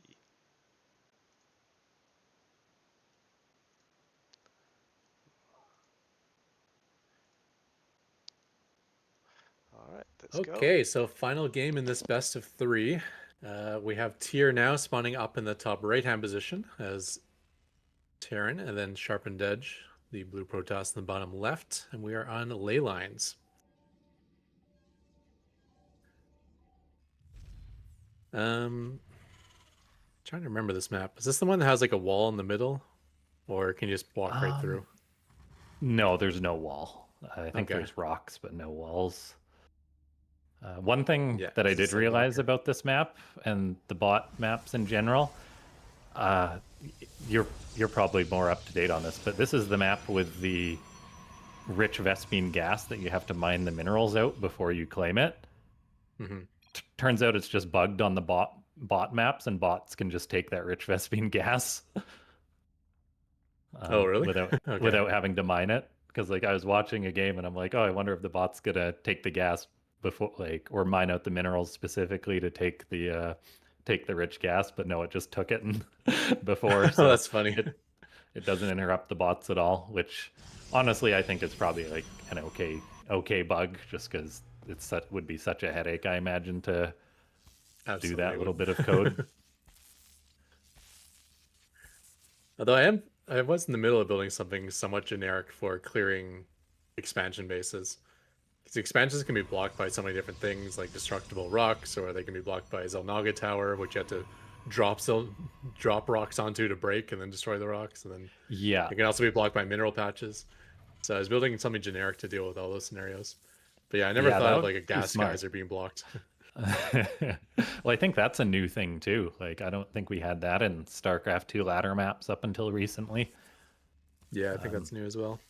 which is good. It's cool we're getting that sort of tweaks. And there's Sharpened Edge's probe being a massive jerk again. Yeah, but no kills. So well done by Yeah. Tyr. Really nice behavior from Tyr. This is another thing I want to point out. Tyr usually, like, when it scouts with the Reaper, it just scouts. Like, it'll just send it out, do a loop of the base. It won't attack workers or anything. But it still cleans up that probe prior to doing that, which is really nice because, again, it would be super easy just to have your Reaper just run across the map, not thinking to clean up the probe beforehand. Yeah, interestingly enough, I think Sharpened Edge is actually going for the same build that he just lost with. I didn't think that was something Sharpened Edge did. He has so many different builds with like cannon rushes and one base Tempest and macro Tempest and all those things, but looks like he's just Yeah. going Gateway Immortal again. Does the data get updated in tournaments though? It does. Like, I'm not sure how he decides though. Maybe if yeah. this build is like light years better than other builds, he'll still use it Mhm. anyway, seeing if he loses with it. But yeah. No, Tyr's doing the right thing based off what it's scouted again, which is awesome to see. Getting the tank, holding the bunker. If we get a high ground command center again, that would be really, really nice and look quite promising. Sharpened Edge is building up money, but not going to spend it on Nexus. It's just producing as many units as it can. We'll see. Maybe the unit grouping will be better from Sharpened Edge. Like, and then it'll have a better attack. The attack angle on ley lines might be better, but it is going to be quite tricky to make this identical attack work when the last one failed so hard. Yeah, I mean the direction of that ramp is a little bit easier for him to walk up and down, but it's not going to be a fight that goes well. And honestly, last game it was almost best case scenario because he was able to save both of his immortals and his war prism, only losing stalkers. So I think we already saw a best case for this attack. So I'm hoping we just don't see this attack again, or maybe Tyr moves to the low ground to expand before the attack comes, something along those lines. Because I don't imagine the immortals are going to naturally shoot the siege tanks. Siege tanks are just behind the bunker. Like, Yeah, this is not going to be good. Oh man. Hopes are not high for Sharpened Edge here. Yeah, like it didn't die right after the attack failed, so like there's always a chance like maybe it'll be able to get up the Nexus and get like again maybe somehow even better angles on the tanks defensively or something, but Yeah. we'll see as the Maybe. stalkers are gonna try and the stalkers are probably gonna die. So here we go, stalkers up the ramp, they lose vision as they back up, and it's just a firing range for Tyr. A few bio units may go down as the prism provides vision, but yeah, this is not looking good. The immortals, yeah, one of them actually dies, and so does the prism. Two of them die. Yeah. You were correct, sir, and that went even worse. Yeah, I think last time he even killed a depot or something. This time he got nothing at all, and he didn't preserve his units. Um, yeah, too bad. I mean, if Sharpened Edge is doing his one base Tempest build, and you're facing a turtling siege tank player, my God, that would have been perfect. But yeah, I guess Tyr knows what Sharpened Edge does, and he picks the right build.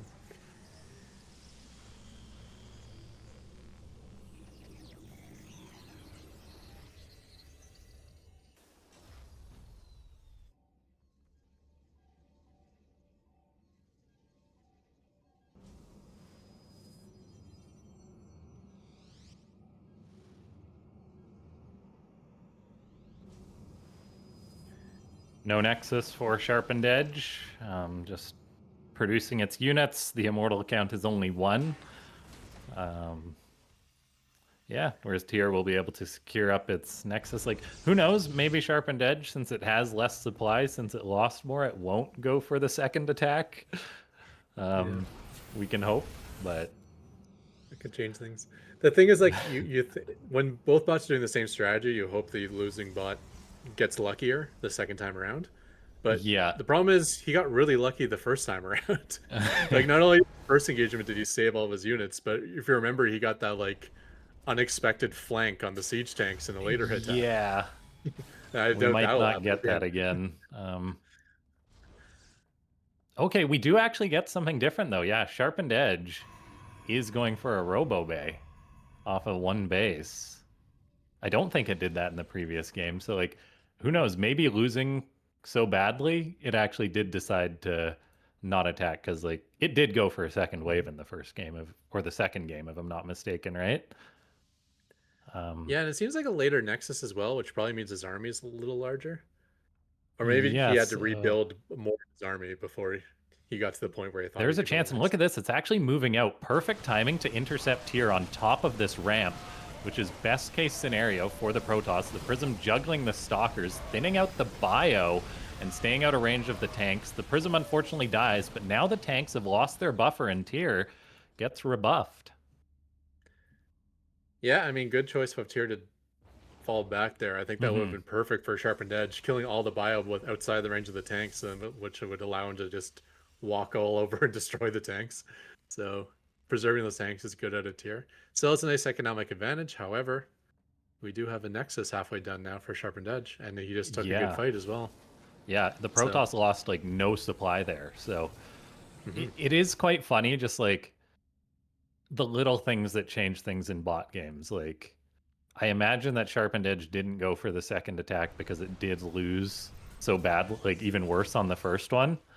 Mhm. So it might not have had whatever supply threshold or whatever it needed to decide to attack. And here on ley lines, like that ramp could be quite nice. As Tyr is going for yet another attack, and if Sharpened Edge can do the same thing where it just kites back, this could be really good for the Protoss. Yeah, I'm a little concerned this choke point might work against Sharpened Edge if the siege tanks siege up in the low ground. Yeah, and it We'll is have to see though. actually moving forward. The tanks are sieging up. Does Sharpened Edge commit? It's got a Zealot leading the charge, and there's not that much of a buffer. The toss is pushing forward, targeting down the bio, but now the tanks are up for grabs. 3 go down, only 1 survives to retreat. I'm telling you, man, the units for Sharpened Edge this series has been the Zealot. You think Yeah, it's it's slow been Zealots is useless with bots because they never actually swing their swords, but They just soak up so much damage. It's perfect. Like all those Sage Blasts going Yeah. into the Zealot instead of into the, the middle of the Stalkers or something is such a big deal. And now we got 3 bases on 2. So yeah, Sharpened Edge is back in this. Those 2 great Yeah. fights, and I think he's equal or maybe ahead now. And there is still that opportunity for Colossus as well, because he did build that Yeah. Roboblade back in the time. And it looks like Tier's just trying the same thing over and over again. Like it's not being like, oh, I failed that attack. Let's build up to 200 supply. It's just gearing up to go for it yet again, pulling a ton of SCVs to repair its one tank. The tank is going to siege up the bio stims. The Zealot again, soaking lots of damage. The tank doesn't get targeted down. The repair is good. So that fight didn't go as well for Sharpened Edge as it's forced to fall back up its ramp. It's got lots of room to kite back though, and is able to clean up most of the bio, but there's more coming for Tier. So this could turn sour, although Tier does decide to retreat, giving Sharpened Edge a bit of a breather. Yeah, that was pretty close to Tier breaking through there. And now Tier's That time gonna I got try a lot again. loses a siege tank right away, which is good for Sharpened Edge because he does like to focus the bio first typically. Again, the Zealots though, nothing to deal with Tier's the just Zealots. totally ignoring the tanks though. But does, or pardon me, Sharpened Edge was ignoring the tanks there, but does push back Tier once again. As Tier's on 3 bases, getting up a 4th. Sharpened Edge just chilling on 3 bases, getting out +1, Blink, a Colossi, and... Yeah, first Colossus died almost instantaneously to these Vikings, so you really need that Stalker count as well. Yeah. If the Colossus out for the start of the fight, it'll be better because they'll kite backwards away from the bio, which should keep it safe against the Vikings. And I think they'll have a Colossus out for this fight here. Yeah, things have been going okay for Sharpened Edge, but now we do have Tier with 1-1 on the bio, and we're sort of entering like a later stage in the game, which is where Terran bio does start to win out more and more against these gateway compositions. Zealot's leading the charge once again, though, as Tier is forced back, just kind of yo-yoing a little bit as it maybe says, I've got enough supply to fight, loses a few units, and then pulls back as it no longer has that supply. So Sharpened Edge lives to fight again, potentially. The one thing Tyr does have going for him, though, is he was able to get ahead in the base count during that time, establishing a full 4-base economy, while Sharpened Edge is only just starting his 4th now. Sharpened Edge does finally have a Colossus with his army, so we'll see how these fights go when the Colossus actually joins the fight at the start. Yeah, what's the Viking count? Is it still... No, there's at least more than 3. There's 4 in there, which is a decent amount to kill just one Colossi. We'll see, though. Maybe Tyr loses its one tank again and just retreats once more. As Sharpened Edge is going down the ramp, Tyr stims the bio. But yeah, look at that. The thresholds are just wrong for Tyr as it loses like 1 unit or sees the Protoss's army and is like, never mind. So it has donated a fair amount of stuff just by consistently attacking instead of waiting for that 200 supply mark. Yeah. And, 90% of the power of Colossus is getting that range upgrade, and Sharpened Edge has not gotten that range upgrade. Yeah, so you're correct about that. That's a really big deal. Those Colossus can be almost like Tempests in bot matches where they just get like infinite damage from the back. And without that range upgrade, now they're like the same ranges of Marauder. Like they have no range at all. Yeah, we'll see how Sharpened Edge progresses in this game because it does have that 4th base up now and mining, so it will have a lot more resources at its disposal. It's getting up charge. We'll see if it does start up more upgrades or tech, as we do get a Templar Archives on the way, which could be good. I think the implementation isn't perfect, but we do get that extended thermal lance, as you talked about, which is a big deal. Now the angles are going to change as Sharpened Edge is trying to secure up a 5th base. Colossi are swiping. Tyr has a lot of Vikings getting great shots off. The Zealots are moving forward. No charge, so it's all on the gateway units at the back. Blink is done for Sharpened Edge, but now we're seeing just the bio power for Tyr as the stalkers keep blinking back, but you can only blink so much if there's no one to buffer for you. So The way that fight started was unbelievably good for Tier. Like yeah, all of Sharpened Edge units were packed together. They had to go around a corner to fight. They couldn't protect against the Vikings because of the corner they had to run around. It's like everything was perfect about that position for Tyr, and the result was very one-sided as well. Tyr is falling back once again, but he has killed the entire army of Sharpened Edge. Maybe yeah, if he gets Sharpened there's Edge time, but he's not going to. not much hope for the Protoss at this point. Sharpened Edge did a lot better, I think, than we expected, but just was unable to win out against Tier in the mid late game, just because I think the army of Tier and the composition was arguably a bit better. The angle, as you said, on that final fight really did Sharpened Edge in, and yeah, it would have been tough either way. So Yeah, well he had done like by Tier. like if they just attacked straight on in an open field, I think those two Colossus would have stayed, behind the Stalkers. They would have been swiping on the bio. It could have been different. But wow, yeah, that was just a massacre of that fight. Like, not only did Tyr kill the entire army, but he lost almost nothing doing so. Really well played Well there. done by Tyr. It's here. He will be moving on to the round of 8. Yeah. All right. So we have our 3 bots that are going to be advancing to the round of 8 tonight. There will be Anibot, GPT, and Tier. And the advantage of also being a 3-in-1 bot is you don't get to face one of the top 2 bots in the round of 8. So they will be having a slightly easier run, but not very easy all the time. So that's good. That's a pretty that's a bigger advantage, I think, than it's Yeah, no one easy wants to to face a 3-0 expect. bot at the start. Yeah, it's Yeah. going to be difficult. All right, so we are halfway through. The next 3 matches will be elimination matches, but I feel like I've been working our casters hard tonight, and they deserve a break. So we're going to take a 5-minute break, and we will be back with the eliminations in around 5 minutes, if that's all right. Or do you want 10 minutes? Or do you guys? Yeah. Stay tuned, guys. So we'll have those 3 best of 3s once we're back after a little break.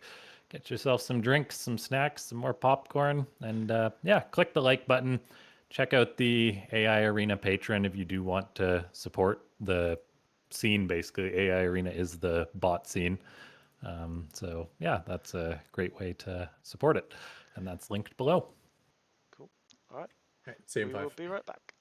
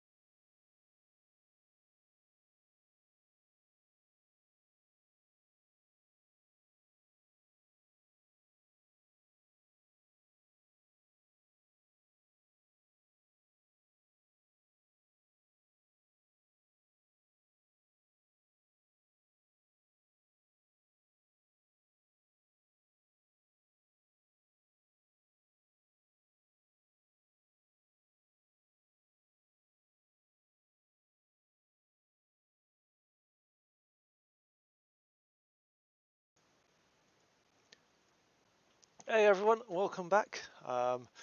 We are all fueled up. I have my coffee. Here we go. And we are back. So we've managed to get through the upper bracket. We have 3 more bots qualified for the next round. And we're going to switch now to the lower bracket. First up, we have a match between Dominion Dog and Avocados. Let's just have a look. Yeah, Dominion Dog and avocados. This will be a good one. Yep. So Yeah. Avocados maybe a little newer and a little more actively worked on. Dominion Dog, though, has always been a solid bot, and it's not inactive, I would say, but yeah, less worked on, we'll say. he's had a tough ride so far in this tournament. Losing out to Tyr and Xena and struggling to get by Aelus. Well, actually, no, he done well in the match against Aelus, but did have a crash. So yeah. Yeah.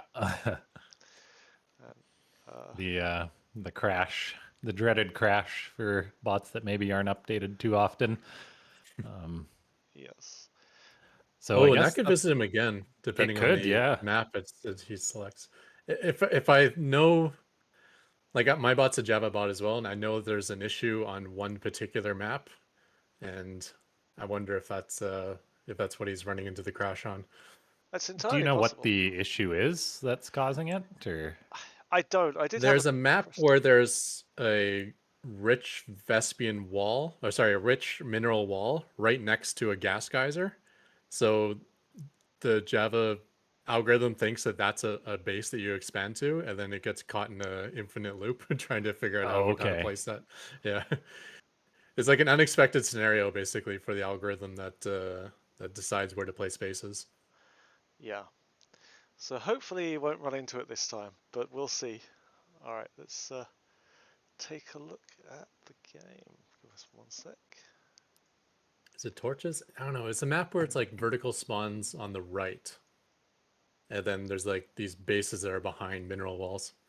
I don't know which one that one's called. All right, Anyways, let's spawning go. in the bottom left of Persephone, we have the red Terran. It is Dominion Dog. Meanwhile, also Terran spawning in the top left, we have the blue Terran Avocados. Probably my favorite name of any bots on the ladder. It's even an acronym. I love it.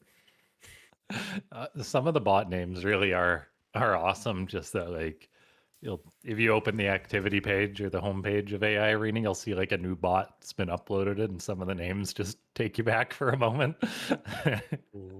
Okay, but what's going on here? Doesn't look Just like they're the going proxy 4x. Okay. Don't think that's how you're supposed to do it, but it's it's funny. avocados. It doesn't play by the Coding, rules. yeah, and coding cheese is in some ways harder than coding like macro because all these very very specific timings and specific decisions that you make with cheese is very difficult for the bot. So when to send out these SCVs is one of the weird decisions. Yeah, yeah, and then the speed mining changes all the timings too. So Oh, that's true. Maybe with speed binding, it's not the worst thing in the world to send out 3 SCVs right at the start. In my head, I'm thinking like, okay, you can't afford 450 minerals, so why are you sending out 3? Especially when a timing like this is so important. Every mineral counts. But with speed mining, you're right. That changes everything. We do have a yeah, scout out Dominion Dog, however, and yeah. he will see the lack of a barracks. Terran begins scout.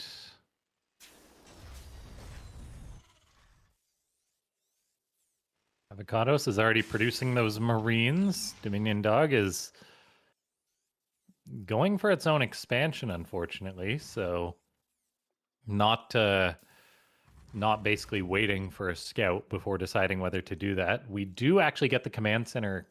It was canceled by Dominion Dog upon Yeah. realizing it's being cheesed. I So- was concerned about this though, Dominion Dog.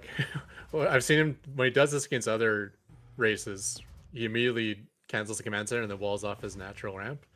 But a Yeah. wall doesn't do much against Marines. I would No, love to it's see that be true. a bunker or something. I mean, I guess the wall is Yeah. not terrible, but Oh my gosh, that is so many Marines for Avocados already. As The wall can mess the with the minion pathing. dog is just We've going to seen be that happen. outgunned. Raise the wall, raise the wall. Oh, he tried Oh, the Reaper on the wrong side of it. Oh, that is worst case scenario. Oh, it does mess up the padding. Oh, but he opened Yeah, the wall. Avocados, it's probably If he not... keeps the wall closed, then they all run into the corner.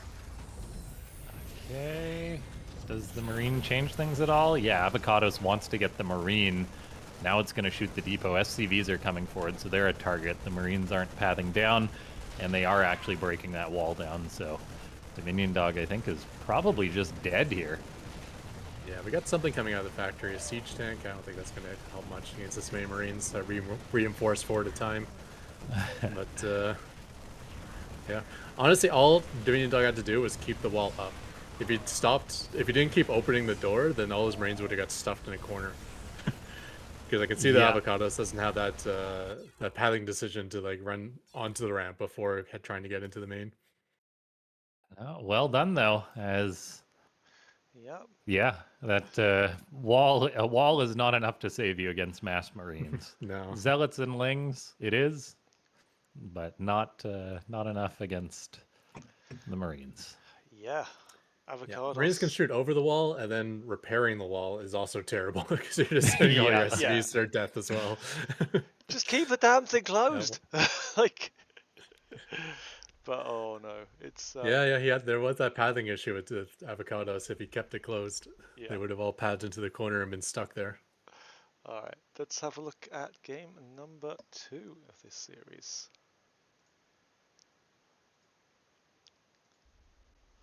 Avocados showing us that it is the mass Marine bot. It is dishonorable. He's living up to his name. And villain. And cheesy. Yeah, it covers everything in his name. Anyways, Avocados is this time spying in the top left and Dominion Dog down in the bottom right. Or actually, I should say once again in the top left. We're on Pylon AIE. And it looks like we're seeing the same build. So there goes the SCVs.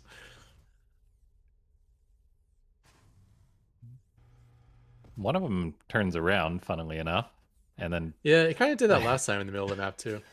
yeah, it's being Which is fine because he can't afford to build the barracks hit anyways, but it is weird. I like to see what the code is that makes it move out and then fall back and then move out again. Yeah, maybe the SCV just has a conscience, and it's like, I can't cheese. I won't cheese.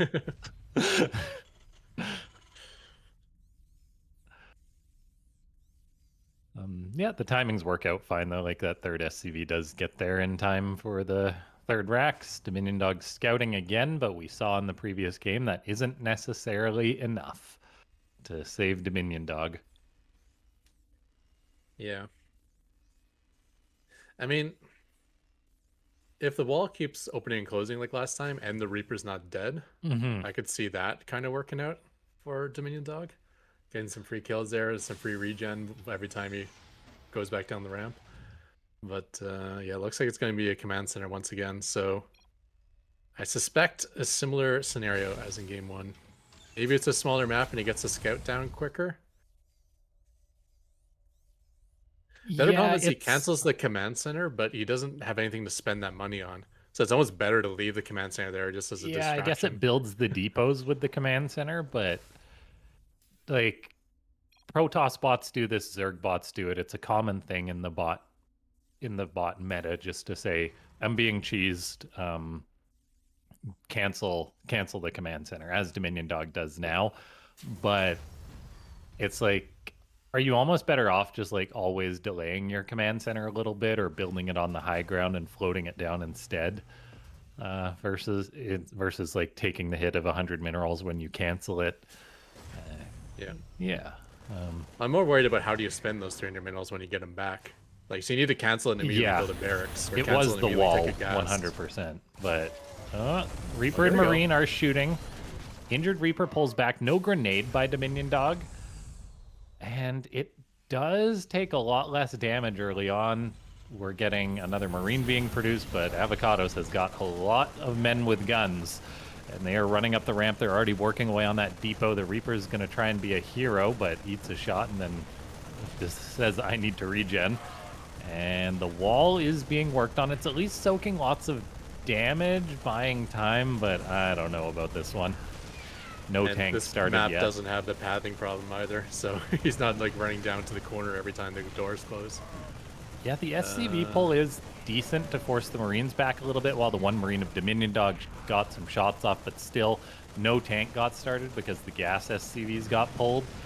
And yeah, you need units, you need a bunker, and Avocados is going to survive in the tournament and will fight for its life next week to make it into the round of 8.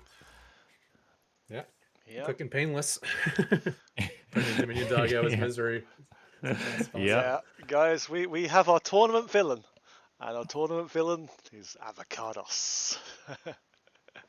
And yeah, unfortunate there for Dominion Dog. He's a former finalist on this tournament, and that just shows you how good these bots have got that he doesn't make it through to the round of 8 now. It's crazy. Oh yeah, I forgot we're in the 1 and 2 area. So Yep. that's it. No more Dominion Yeah. Dog. Yep. And Avocados moves into the 2 and 2 portion, so he'll be fighting for his life next week.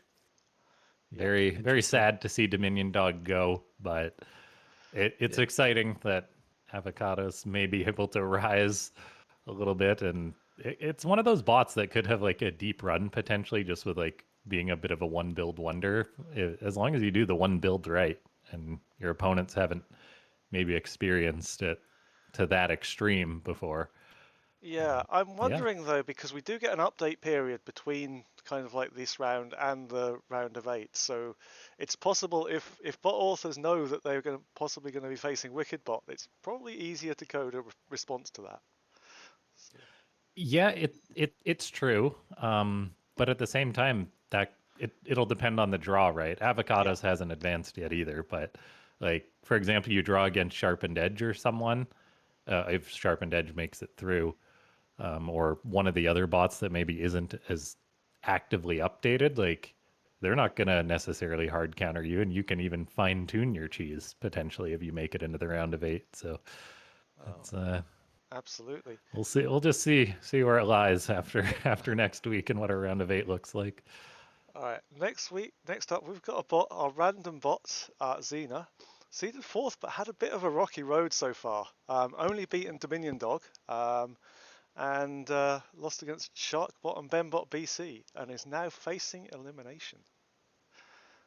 So, Yeah, a little surprising, but those are 3 good bots that played. So yeah. I mean, it's not like he had an easy match at any point.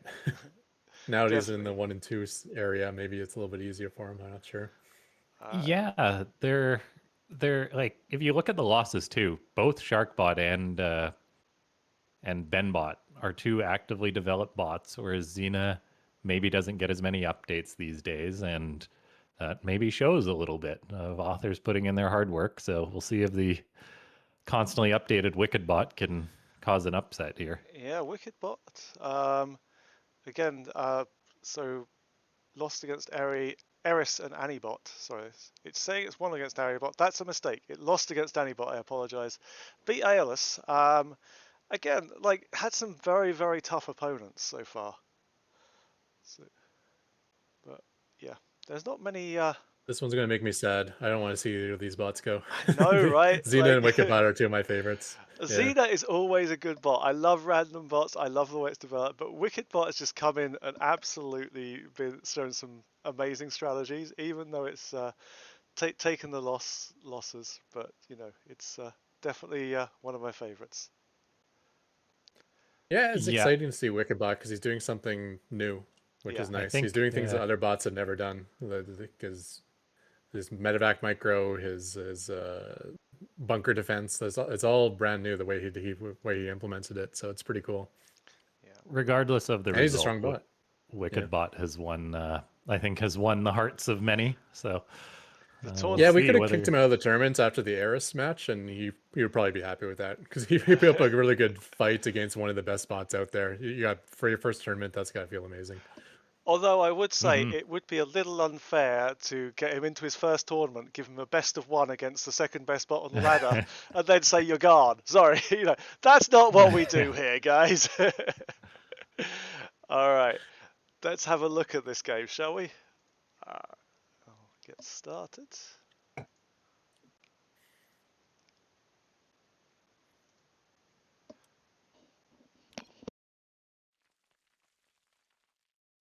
Okay, spawning up in the top left is the random bot Xena spawning as Zerg this time. And down in the bottom right, we have the blue Terran Wicked bot tagging that he's against random. Or if that changes anything of its decision. It looked like a Reaper expand is what he decided for. 2x Reaper expand. Based on his chat. Sometimes these bots chat one thing and do something completely different. So who knows?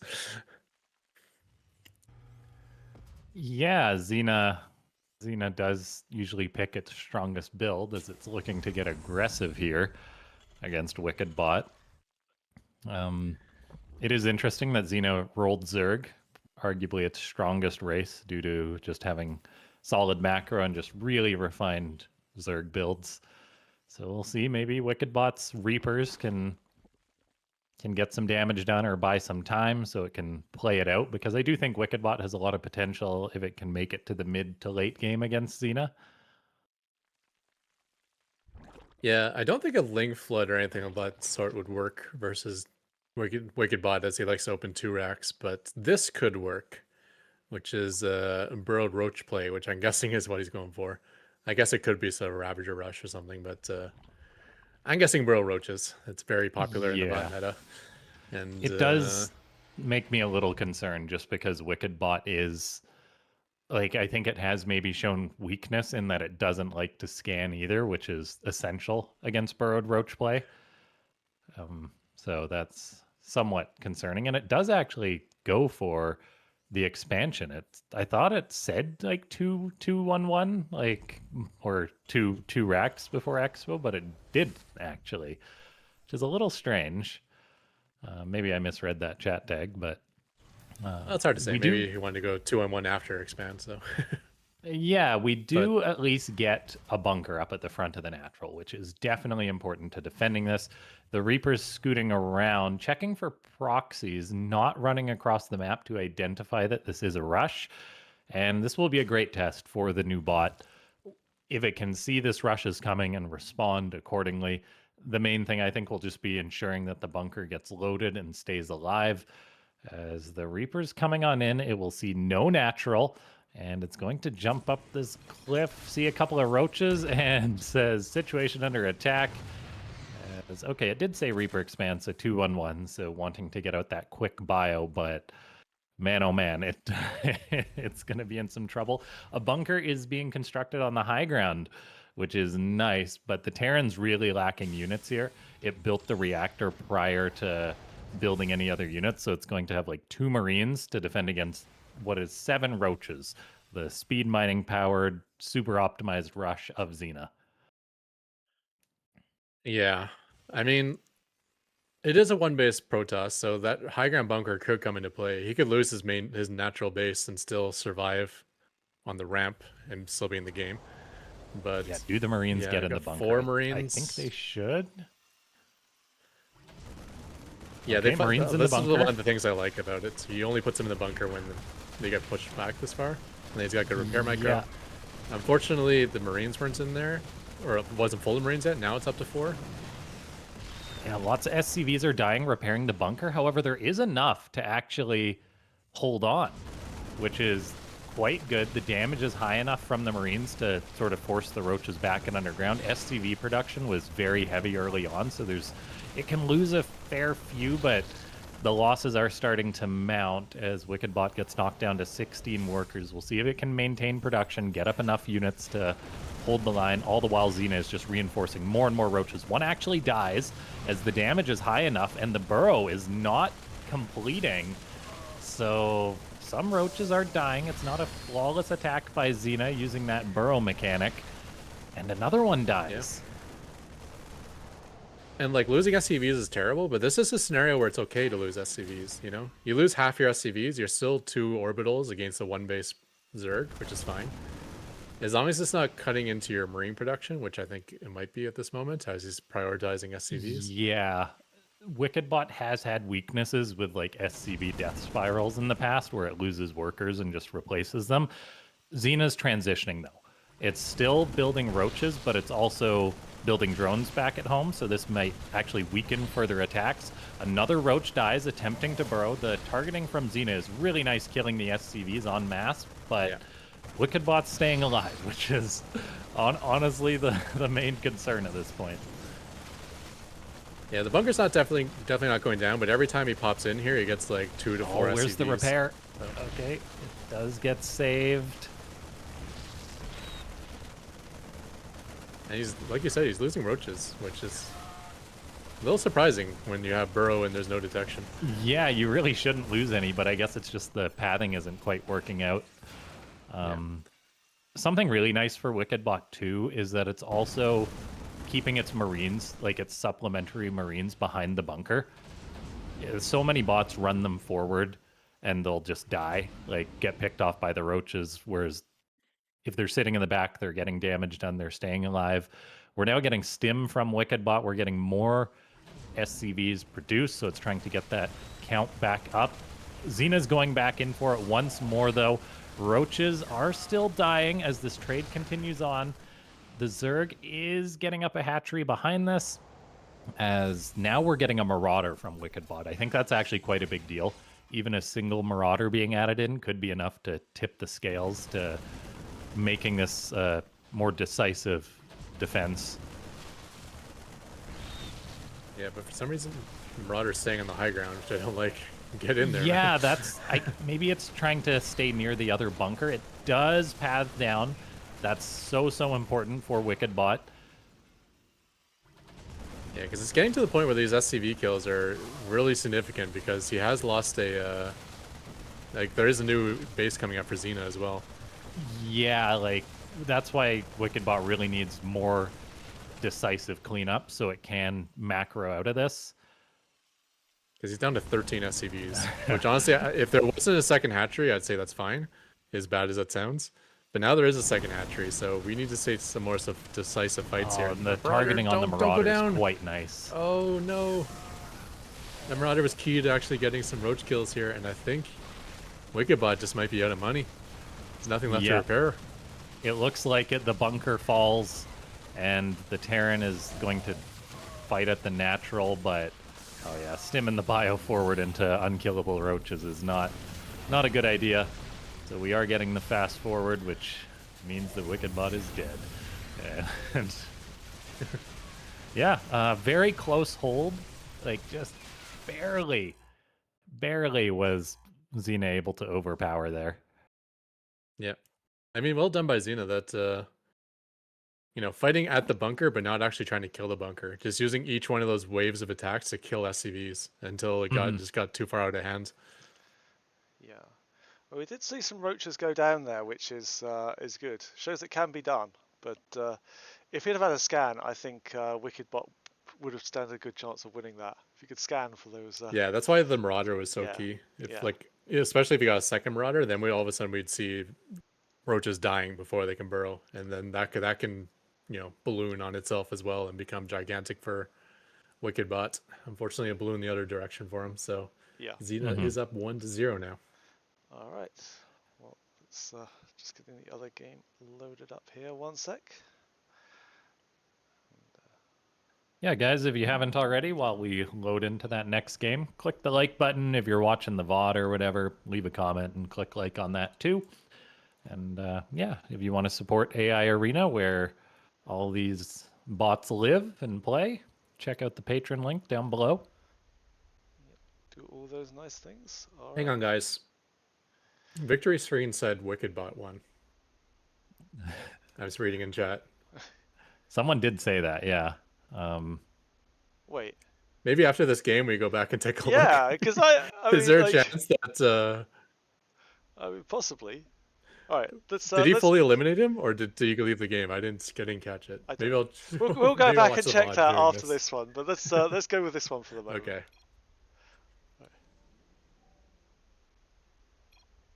Okay, so spawning down in the bottom right, up 1-0 probably. It is the red Protoss Xena.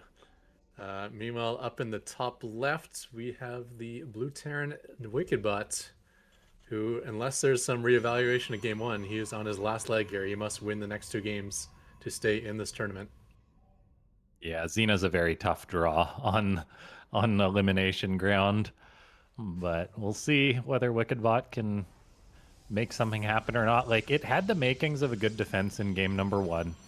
We can probably assume that it will be on the defense again in game number 2, just how Xena operates, being the aggressive cheese bot that it is. Okay, I just checked the VOD. Wickedbot was not eliminated, and he got the victory. And he got the victory Oh, screen. did Xena Oh, crash or wow, that something? was a crash of Xena. I don't know how we want to call this. I He mean, was down like, to a command center and 2 gas geysers, I'm, I'm, but I'm it's calling definitely that. Wickedbot's victory Yeah, screen. yeah, I'm calling that a wicked bot win then, because you have to eliminate your opponent to win here. So, It's uh, true, yeah. all right, let's watch this one anyway. Yeah, we'll have to go back and look at that for sure.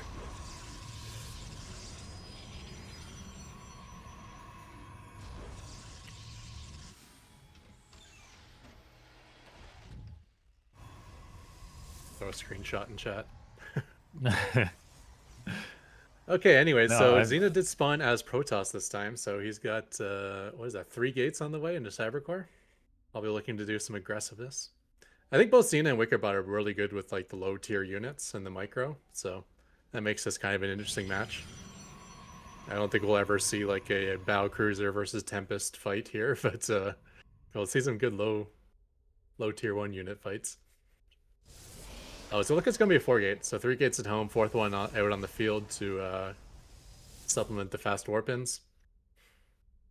yeah, Xena's gonna hit hard and hit fast, as 4 gates are very powerful, and the speed mining, it was, well, 4 gates were the first showcase of speed mining, and Xena is making use of that. As yeah, it'll build some stalkers back at home, just the old-fashioned way, out of the gateways, but then once Warp Gate is done, it will be able to reinforce very quickly. The Reaper of Wickedbot is on Xena's side of the map, trying to harass a little bit. The Stalker is on it and kills it. Wickedbot did probably see the gateways, but whether it's going to do anything different, I'm not sure. It does have a bunker building on the low ground. I'm not sure if there's one that will be built on the high ground. It wasn't really a factor in the previous game. Yeah, there are Marines being produced, but like, it's going to be 2 Marines versus like 5 Stalkers or 8 Stalkers or something like that. Yeah, but unlike in game 1, the Stalkers won't get infinite damage like the Burrowed Roaches do, It's so he true, will yeah. need to break through on the first attack. He probably will be able to. It's probably going to be like 9 Stalkers versus like 2 Marines or something. But that's 2 Marines with a bunker and SCVs repairing. Oh, So let's see how this is goes. so quick and powerful. As Xena is charging, the Marines need to get in that bunker ASAP. SCVs are going to need to be repaired en masse. And look at that, the targeting is not enough to bring down that bunker. So the repair works, but so many SCVs are being killed. This is Xena's ruthless efficiency. The bunker can't be repaired if all the SCVs are dead.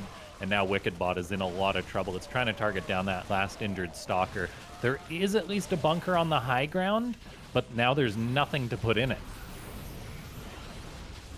It's about to be, and he does float out command center. Okay, repair Okay, is already starting. Yep, picking off 2 Stalkers right away. Even repairing the wall, it's interesting. I think that's quite important, just to yeah, it is. keep the Stalkers out. But he's losing 2 more Marines are every single popping SCV out. Yeah, only 6, and it looks like Wickedbot doesn't pull the gas SCVs to repair. So I think at this point, Wickedbot's hoping for Xena to crash again, potentially. Yeah, I'm watching very closely this time. Command center's dead, and okay, so that is a Xena victory. That is a definite Xena victory right there. Yeah. So yeah, I believe that's 1-1 because Yeah, Wickedbot won the it last is. game somehow. So the rules of the tournament do clearly state that you have to win the game. So there's no sort of like chance of like if you get them down low enough, then you win by default. But if you crash, that's it. You lose, unfortunately. So we are going to a game number 3. That's awesome. Perhaps not the most earned game 3 by Wikibut, but I'm happy that we're going to a game 3. I mean, let's do it anyway, guys. Yeah. Yeah, me And me I me think, as well. by the way, who was it who spotted that? Because I really want to thank them for that. Because like, yeah. It looks like Yes, Exit, and Dyson both saw it. Yeah. Ah, okay. Well, Right thank you eye, very guys. much, guys. Thanks. It's really good good for you to spot that. All right. So let's go with game number 3.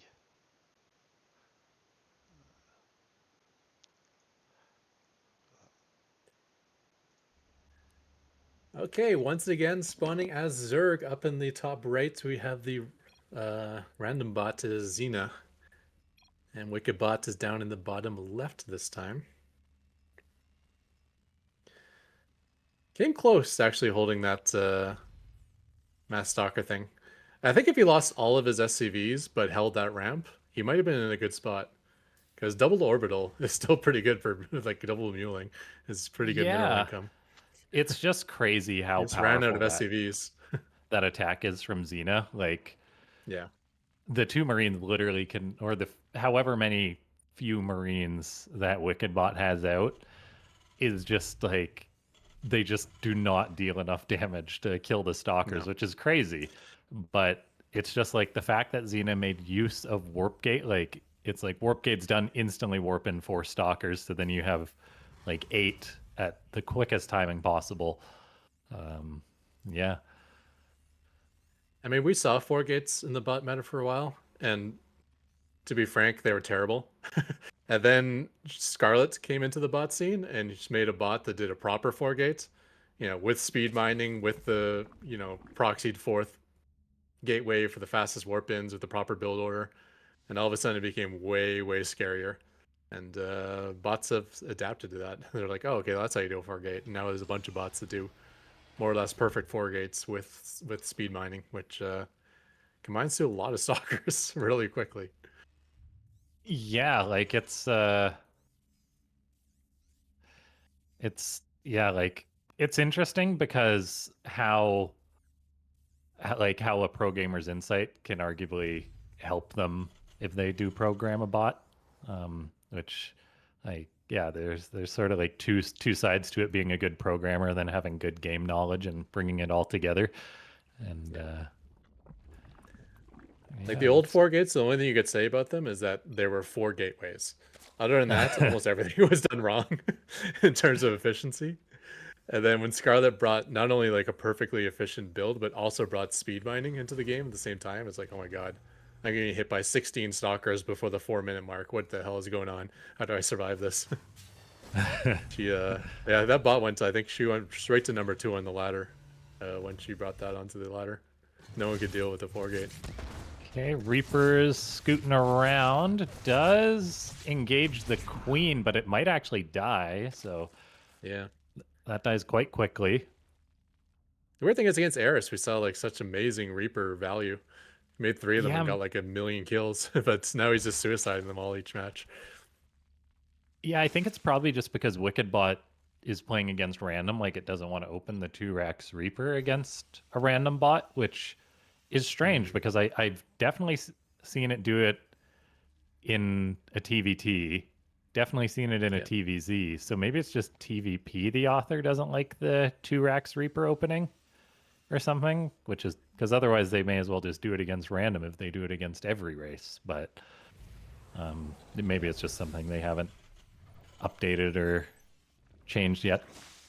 As we do have Xena actually on 2 bases in this game. This is not Yeah. a 1 base rush like the first match. It's going to be roaches again, Yeah. but this time it's going to be like supercharged, super fast roach max out, which is one of Xena's strongest builds. It's an example just of how fast a bot can max out with speed mining. Like this is so optimized.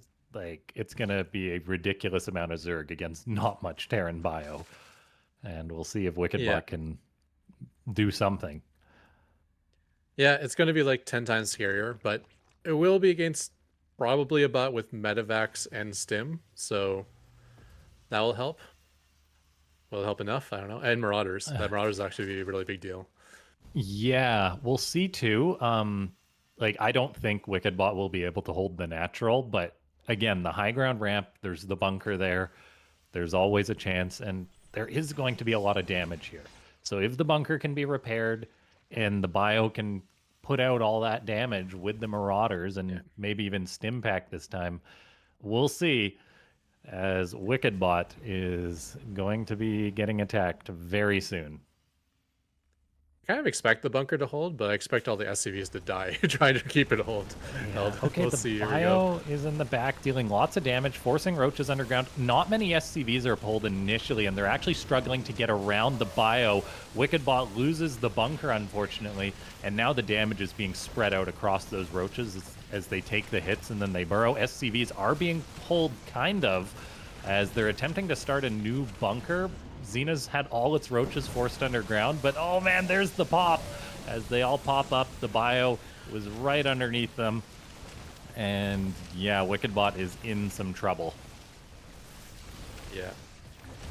He does have Medivacs though, so he kind of has his own healing as well. Yeah, But the Marauders are doing quite well. Look at all those burrowed roaches. Xena pops them all again, but Wickedbot just has to force them underground, maybe somehow build up enough of a bio army, but we see it's SCVs on the production tab for Wickedbot. It's not units, and Xena's roaches count is just growing and growing. There's got to be like 40, yeah, there's got to be almost 50 roaches out now.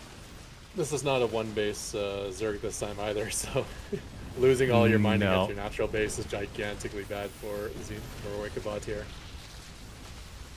Yeah, no SCVs Xena's left. proving that he is the 4th seed in this tournament, so Yeah, unless there's a crash again. It was Zerg that it crashed against last time. oh, that would Nope. be so sad. Oh no, we definitely have the. Can you imagine Xena. Xena winning all 3 games but losing 2-1 because of a crash? It can happen. It definitely can happen. We've seen it more in earlier tournaments. Actually, it happened a lot. In later tournaments, the bots have got more reliable, but definitely in earlier tournaments, we had a lot of crashes, and it was almost a lottery sometimes as to which bot was going to get through, even if one bot was in a winning position. So yeah. Maybe Xena just did it to flex. Yeah. He's like, I'm so confident, I'm just going to give you the first game. You could have it. 1-0 advantage there, that's all good. It's like when a chess player lets the clock run down at the start of the game. It's like, I don't need that time. Yeah. I can still beat you. All right. Okay, so we have one unfortunately space. that was the end of the road for Wickedbot. Yeah. I would say Wickedbot's improving. Amazing first tournament. And for his first tournament, he's done so well, and can't wait to see him in future tournaments and future pro bots as well. So that would be good. Yeah, I think you got to show off what his bot does well, and you got to see examples of where his bot's lacking. So that's like a perfect scenario for a for a tournament. You get to feel good, and you get to add to your to-do list of what to do for the next tournament.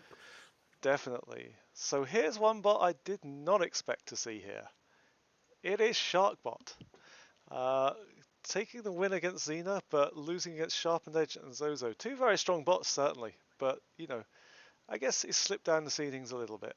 But, still quite a very strong bot. Yeah, the Sharpened Edge one's probably a little surprising to me. I would have thought Sharkbot's stronger, but PvP is a volatile matchup, and Sharpened Edge doesn't really have any holes and makes a lot of units, and they're Stalkers and Immortals. You plow Stalkers and Immortals at a Protoss opponent, that'll win a lot of the time, and probably did here. Yeah, Sharkbot can almost be a little too fancy for its own good at times. Definitely. That's so well put. This opponent could be a bad draw just because Small Bly is simple and aggressive, which we'll see how Sharkbot handles that. Yeah, Small Bly hasn't really impressed that much. Taking the win against Avocados, who we saw earlier today. So, definitely one that's been around a while, but is improving a bit as well. Yeah, I think it's one of the more simple bots, but he does have 2 builds now. So he's got the normal Ling Flood, and then he's got the Burrow Roach play as well. Or maybe it's just a Roach all in. I can't recall. Something with roaches. All right. Well, for our last And yeah, series and then we of got the bot that might be too fancy. So yeah, we'll see how this turns out. definitely. So for our last series of the night, let's get underway.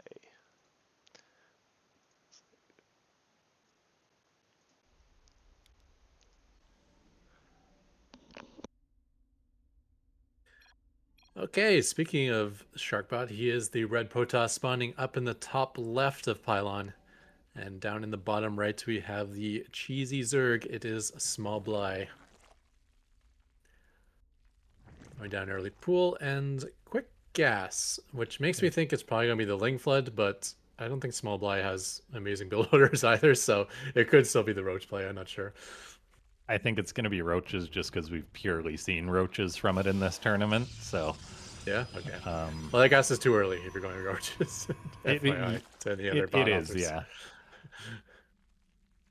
Um, yeah, maybe not if you're trying to get like the burrow as quickly as possible. Sharkbot does open with a forge first, though. And cannons are pretty much the best thing you can have early game as Protoss against a burrowed Roach Rush. That is true. I forgot about Burrow. I always think like you don't build roaches for so long, and the roaches are the first thing that requires gas. But he could be upgrading Burrow right now, right? Burrow doesn't require any tech structures. Maybe just Yeah, a it should spawning have the pool. minerals soon. Maybe it's waiting for a queen before starting the burrow. Um, okay, if it just starts burrow, yeah, a little bit late. I don't know the timings for this. I am not a Zerg cheese bot, so I do not know. Sharkbot's got Interesting one opener cannon though. going up. A Yeah. second cannon. Okay, I love this. I was worried it was just going to be like one cannon, then go into the Nexus. And no, Sharkbot's playing it nice and safe because I think two cannons are probably enough to damage down the roaches quickly enough. And honestly, Small Bly's a rather simple bot too, so it's probably just going to let the roaches die as well. So Yeah. this seems And perfect from cannons are Sharkbot. really good at killing roaches, and cannons are also really good at detecting. So it kind of handles the Burrow roach play altogether. Are you going to expand? I think you know the answer to that, Sharkbot. A third cannon going down, yeah. So I guess he was waiting to just throw down the Nexus based on whether he saw an expansion, and now he decided he's not expanding, so more cannons. Yeah, does I Sharkbot even mean, have a gateway yet?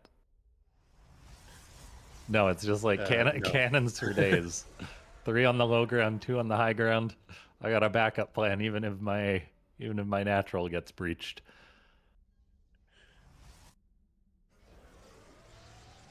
Yeah, the forge could be the first victim, but looks like the roaches are just padding forward.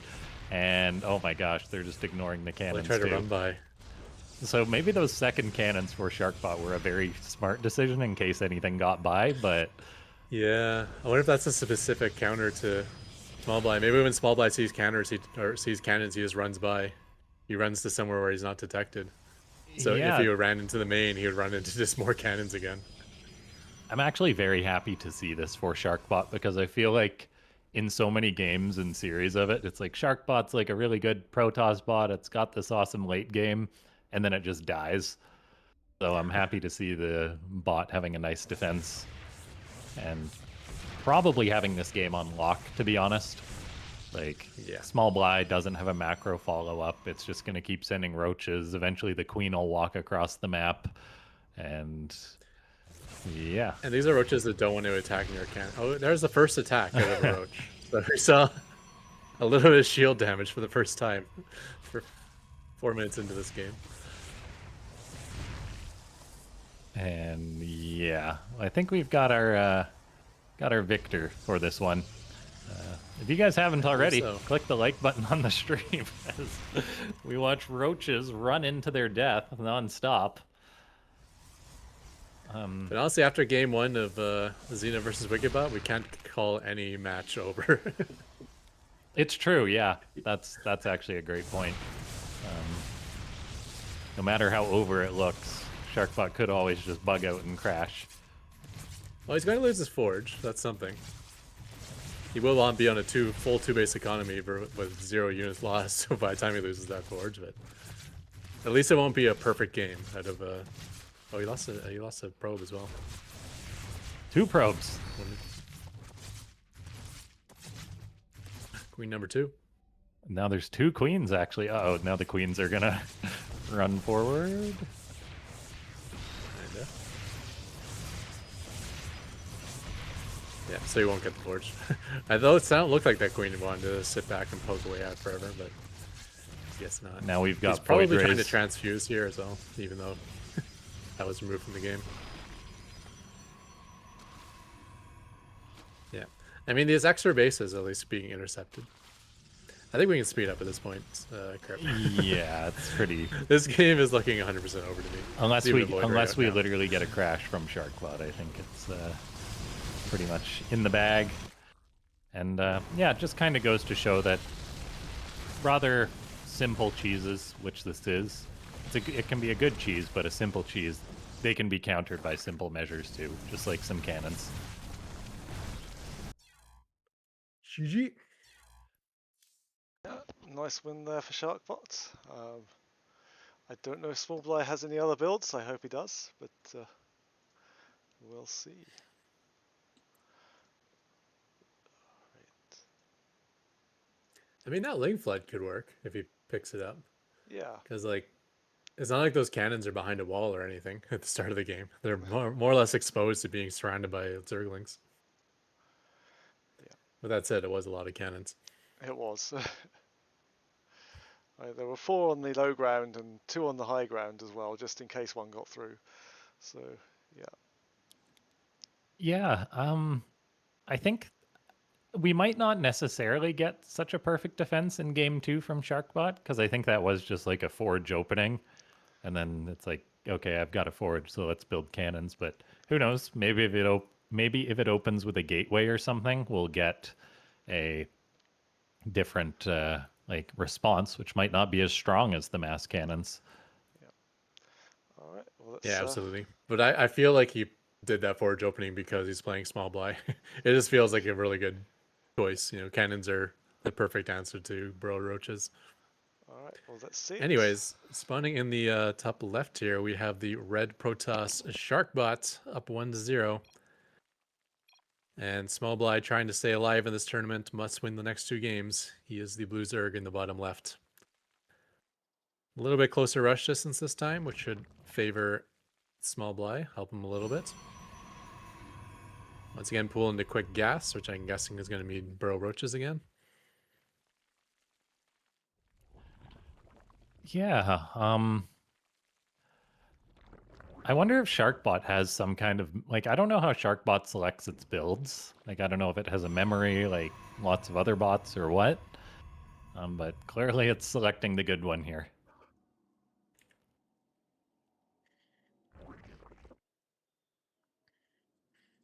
Yeah. I think if I were to make a Protoss bot, this is what I would do. Just like forge, expand into like taking straight up your tech tree to some Stargate nonsense. I love cannons and mass expanding as Protoss. Sharkbot's Actually probe being a intercepting jerk. the yeah, and actually preventing that roach worm from going down for whatever reason. Oh, there we go.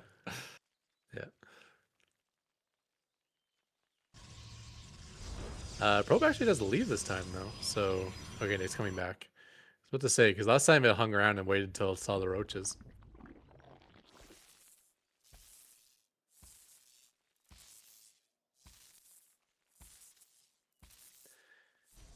Because I think this build is selected to hard counter Small Bly, but at the same time, I don't think Sharkbot's fully blind countering. Like, I think he's still reacting based off what his probe sees. So Yeah, if his I probe went think back so home and he too. had no idea that whether he expanded it or not, he might have taken the Nexus early. But here, and seeing that there's no hatchery going down, he's straight to 3 cannons.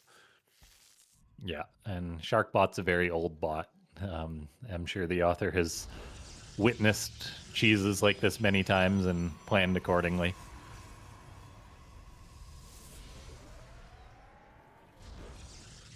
Gotta say that high ground cannon stuff is kind of weird, but it definitely works because it does seem like Small Bly tries to run by the cannons in the front. Yeah, there usually is a method to the madness from Sharkbot, which makes any decision it makes. It's like, okay, there's got to be a reason for this, and Okay, here's your skill testing question. Why is there 3 pylons on the high ground for those cannons? Solve I that don't one. know, but I'm sure the author has a reason why.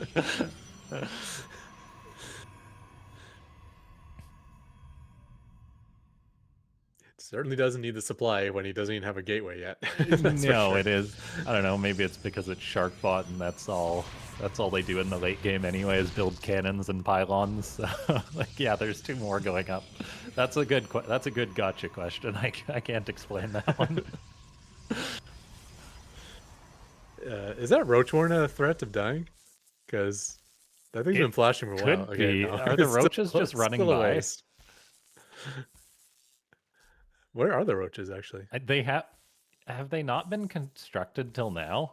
Yeah, like small Bly is just broken here. I wonder if the delay on that roach warren just crippled it. Because nothing's died, right? Like we haven't been. Okay, it lost one roach. That's so strange how small Bly broke. So, Oh, it's supply blocked. So yeah, it must that's a have. problem. Yeah, I don't know how it got supply blocked, but it did. Did an Overlord die? Like, can we get a Shift L or something? No, no Overlord died. Just a bit of a supply block. So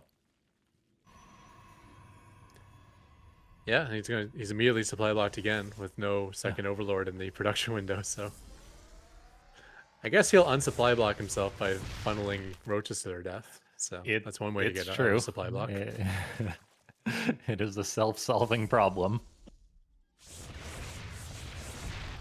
I mean, that will cluster all the like he'll once he unsupply blocks himself with another overlord, he'll be able to build like 5, 6 roaches all at the same moment in time. So at least that'll gather the roaches together somewhat. But 5 or 6 roaches is still worthless versus 5 cannons, especially when you don't really attack. Yeah, it's true. It would be interesting, like just for variation's sake, which is like I think like one of the easiest variations you can do if you have a cheese bot is just like alter the amount of pooling you do on the units. Like if Small Bly saved up 30 roaches here, like which it could do before Sharkbot got out the Stargates, like it could break this cannon wall, I think. But Yep. just trickling them has its weaknesses. So And that's really good advice if you want to say you've just made a cheese bot and you want to add variation to it. It's not like you have to go, okay, now I need to design a whole macro build. It's like, no, just do a small variation on that cheese. You know, change the time that you attack. You know, like if you're attacking a 20 supply of army, try attacking a 40 supply of army, and now you got a second build. You know, something different to try. But yeah, 6 cannon, come on, overkill. hey, it might get damage on a cannon. It did. It did hurt a cannon. Ooh, hull damage. I think we It's should 25 award the victory HP. to Small Bly Sharkbot for will that. never get back.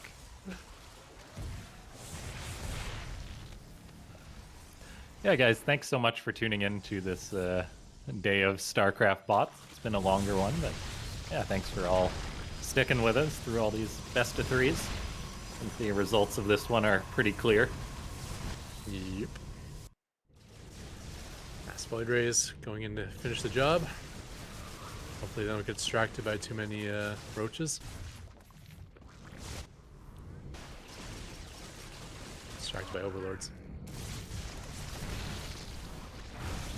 Well done, Sharkbot. Glad to see it surviving in the tournament. Yeah, nice one, Sharkbot. We will see that again pretty soon, next week. So yeah. All right, we have our last 6 competitors in the Swiss that are going to be playing next week. So let's have a look at who they are. One sec. No bunnies required this time.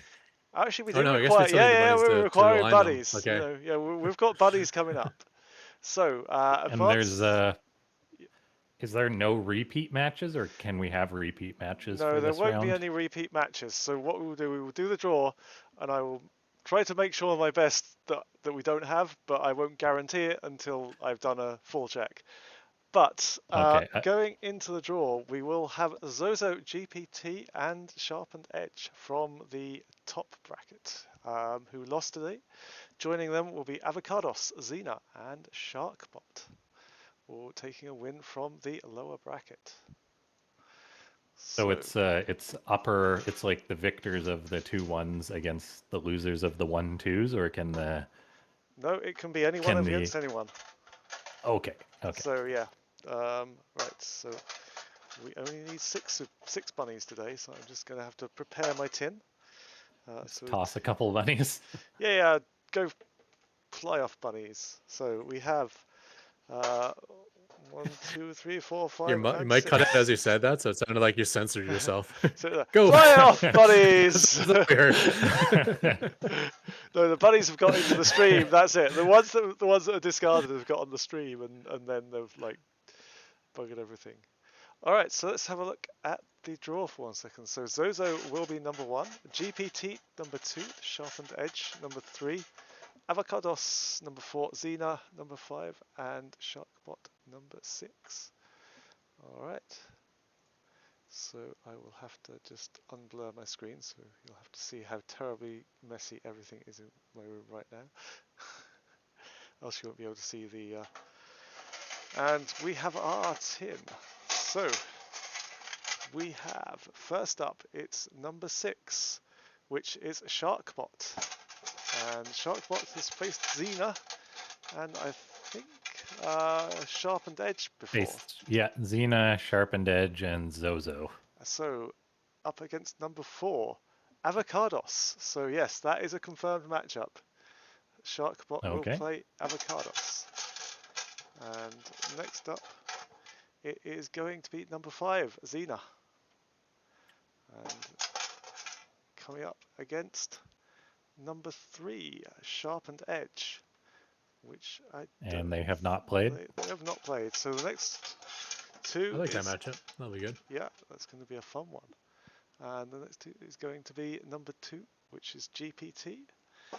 This should be number 1, which is Zozo, hopefully. There we go, bunny number 1, Zozo. So we have our matches for next week. It will be Sharkbot up against Avocados. It will be Xena versus Sharpened Edge. And then GPT versus Zozo. Very simple next week. It is win and you're through, lose and you go home. Into the scrap heap. Yeah, so it's exciting to have that coming up. And yeah, people in chat just asking if there's an update.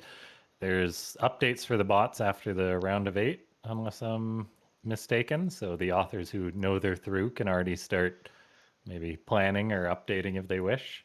Yes, we'll do the draw next week once we know who is going through. But there will be a 1-week pause between the end of the Swiss round and the start of the round of 8. Sorry, I'm going to be away that week, so we can't do a cast. But we'll be back the week after, and we will do all the round of 8 and everything after that. It's good for the bot authors then, right? So, yes, I mean, they get an extra week to work on their to work on it. So I'll update the round of 8s. Yeah, I'll update the deadline pretty soon for you guys. So that's all for now, unfortunately. Thank you very much, Ketrock and Laughing Games, for sticking with us. And it's been a long cast, but we got there in the end. It's been a good time, yeah. And thanks so much, Crypt, for organizing and observing and doing the stream. So it's been good, and thanks everyone for tuning in. And we will see you next week. Thank you very much. Cool. Okay, thanks for watching, guys. See you next week.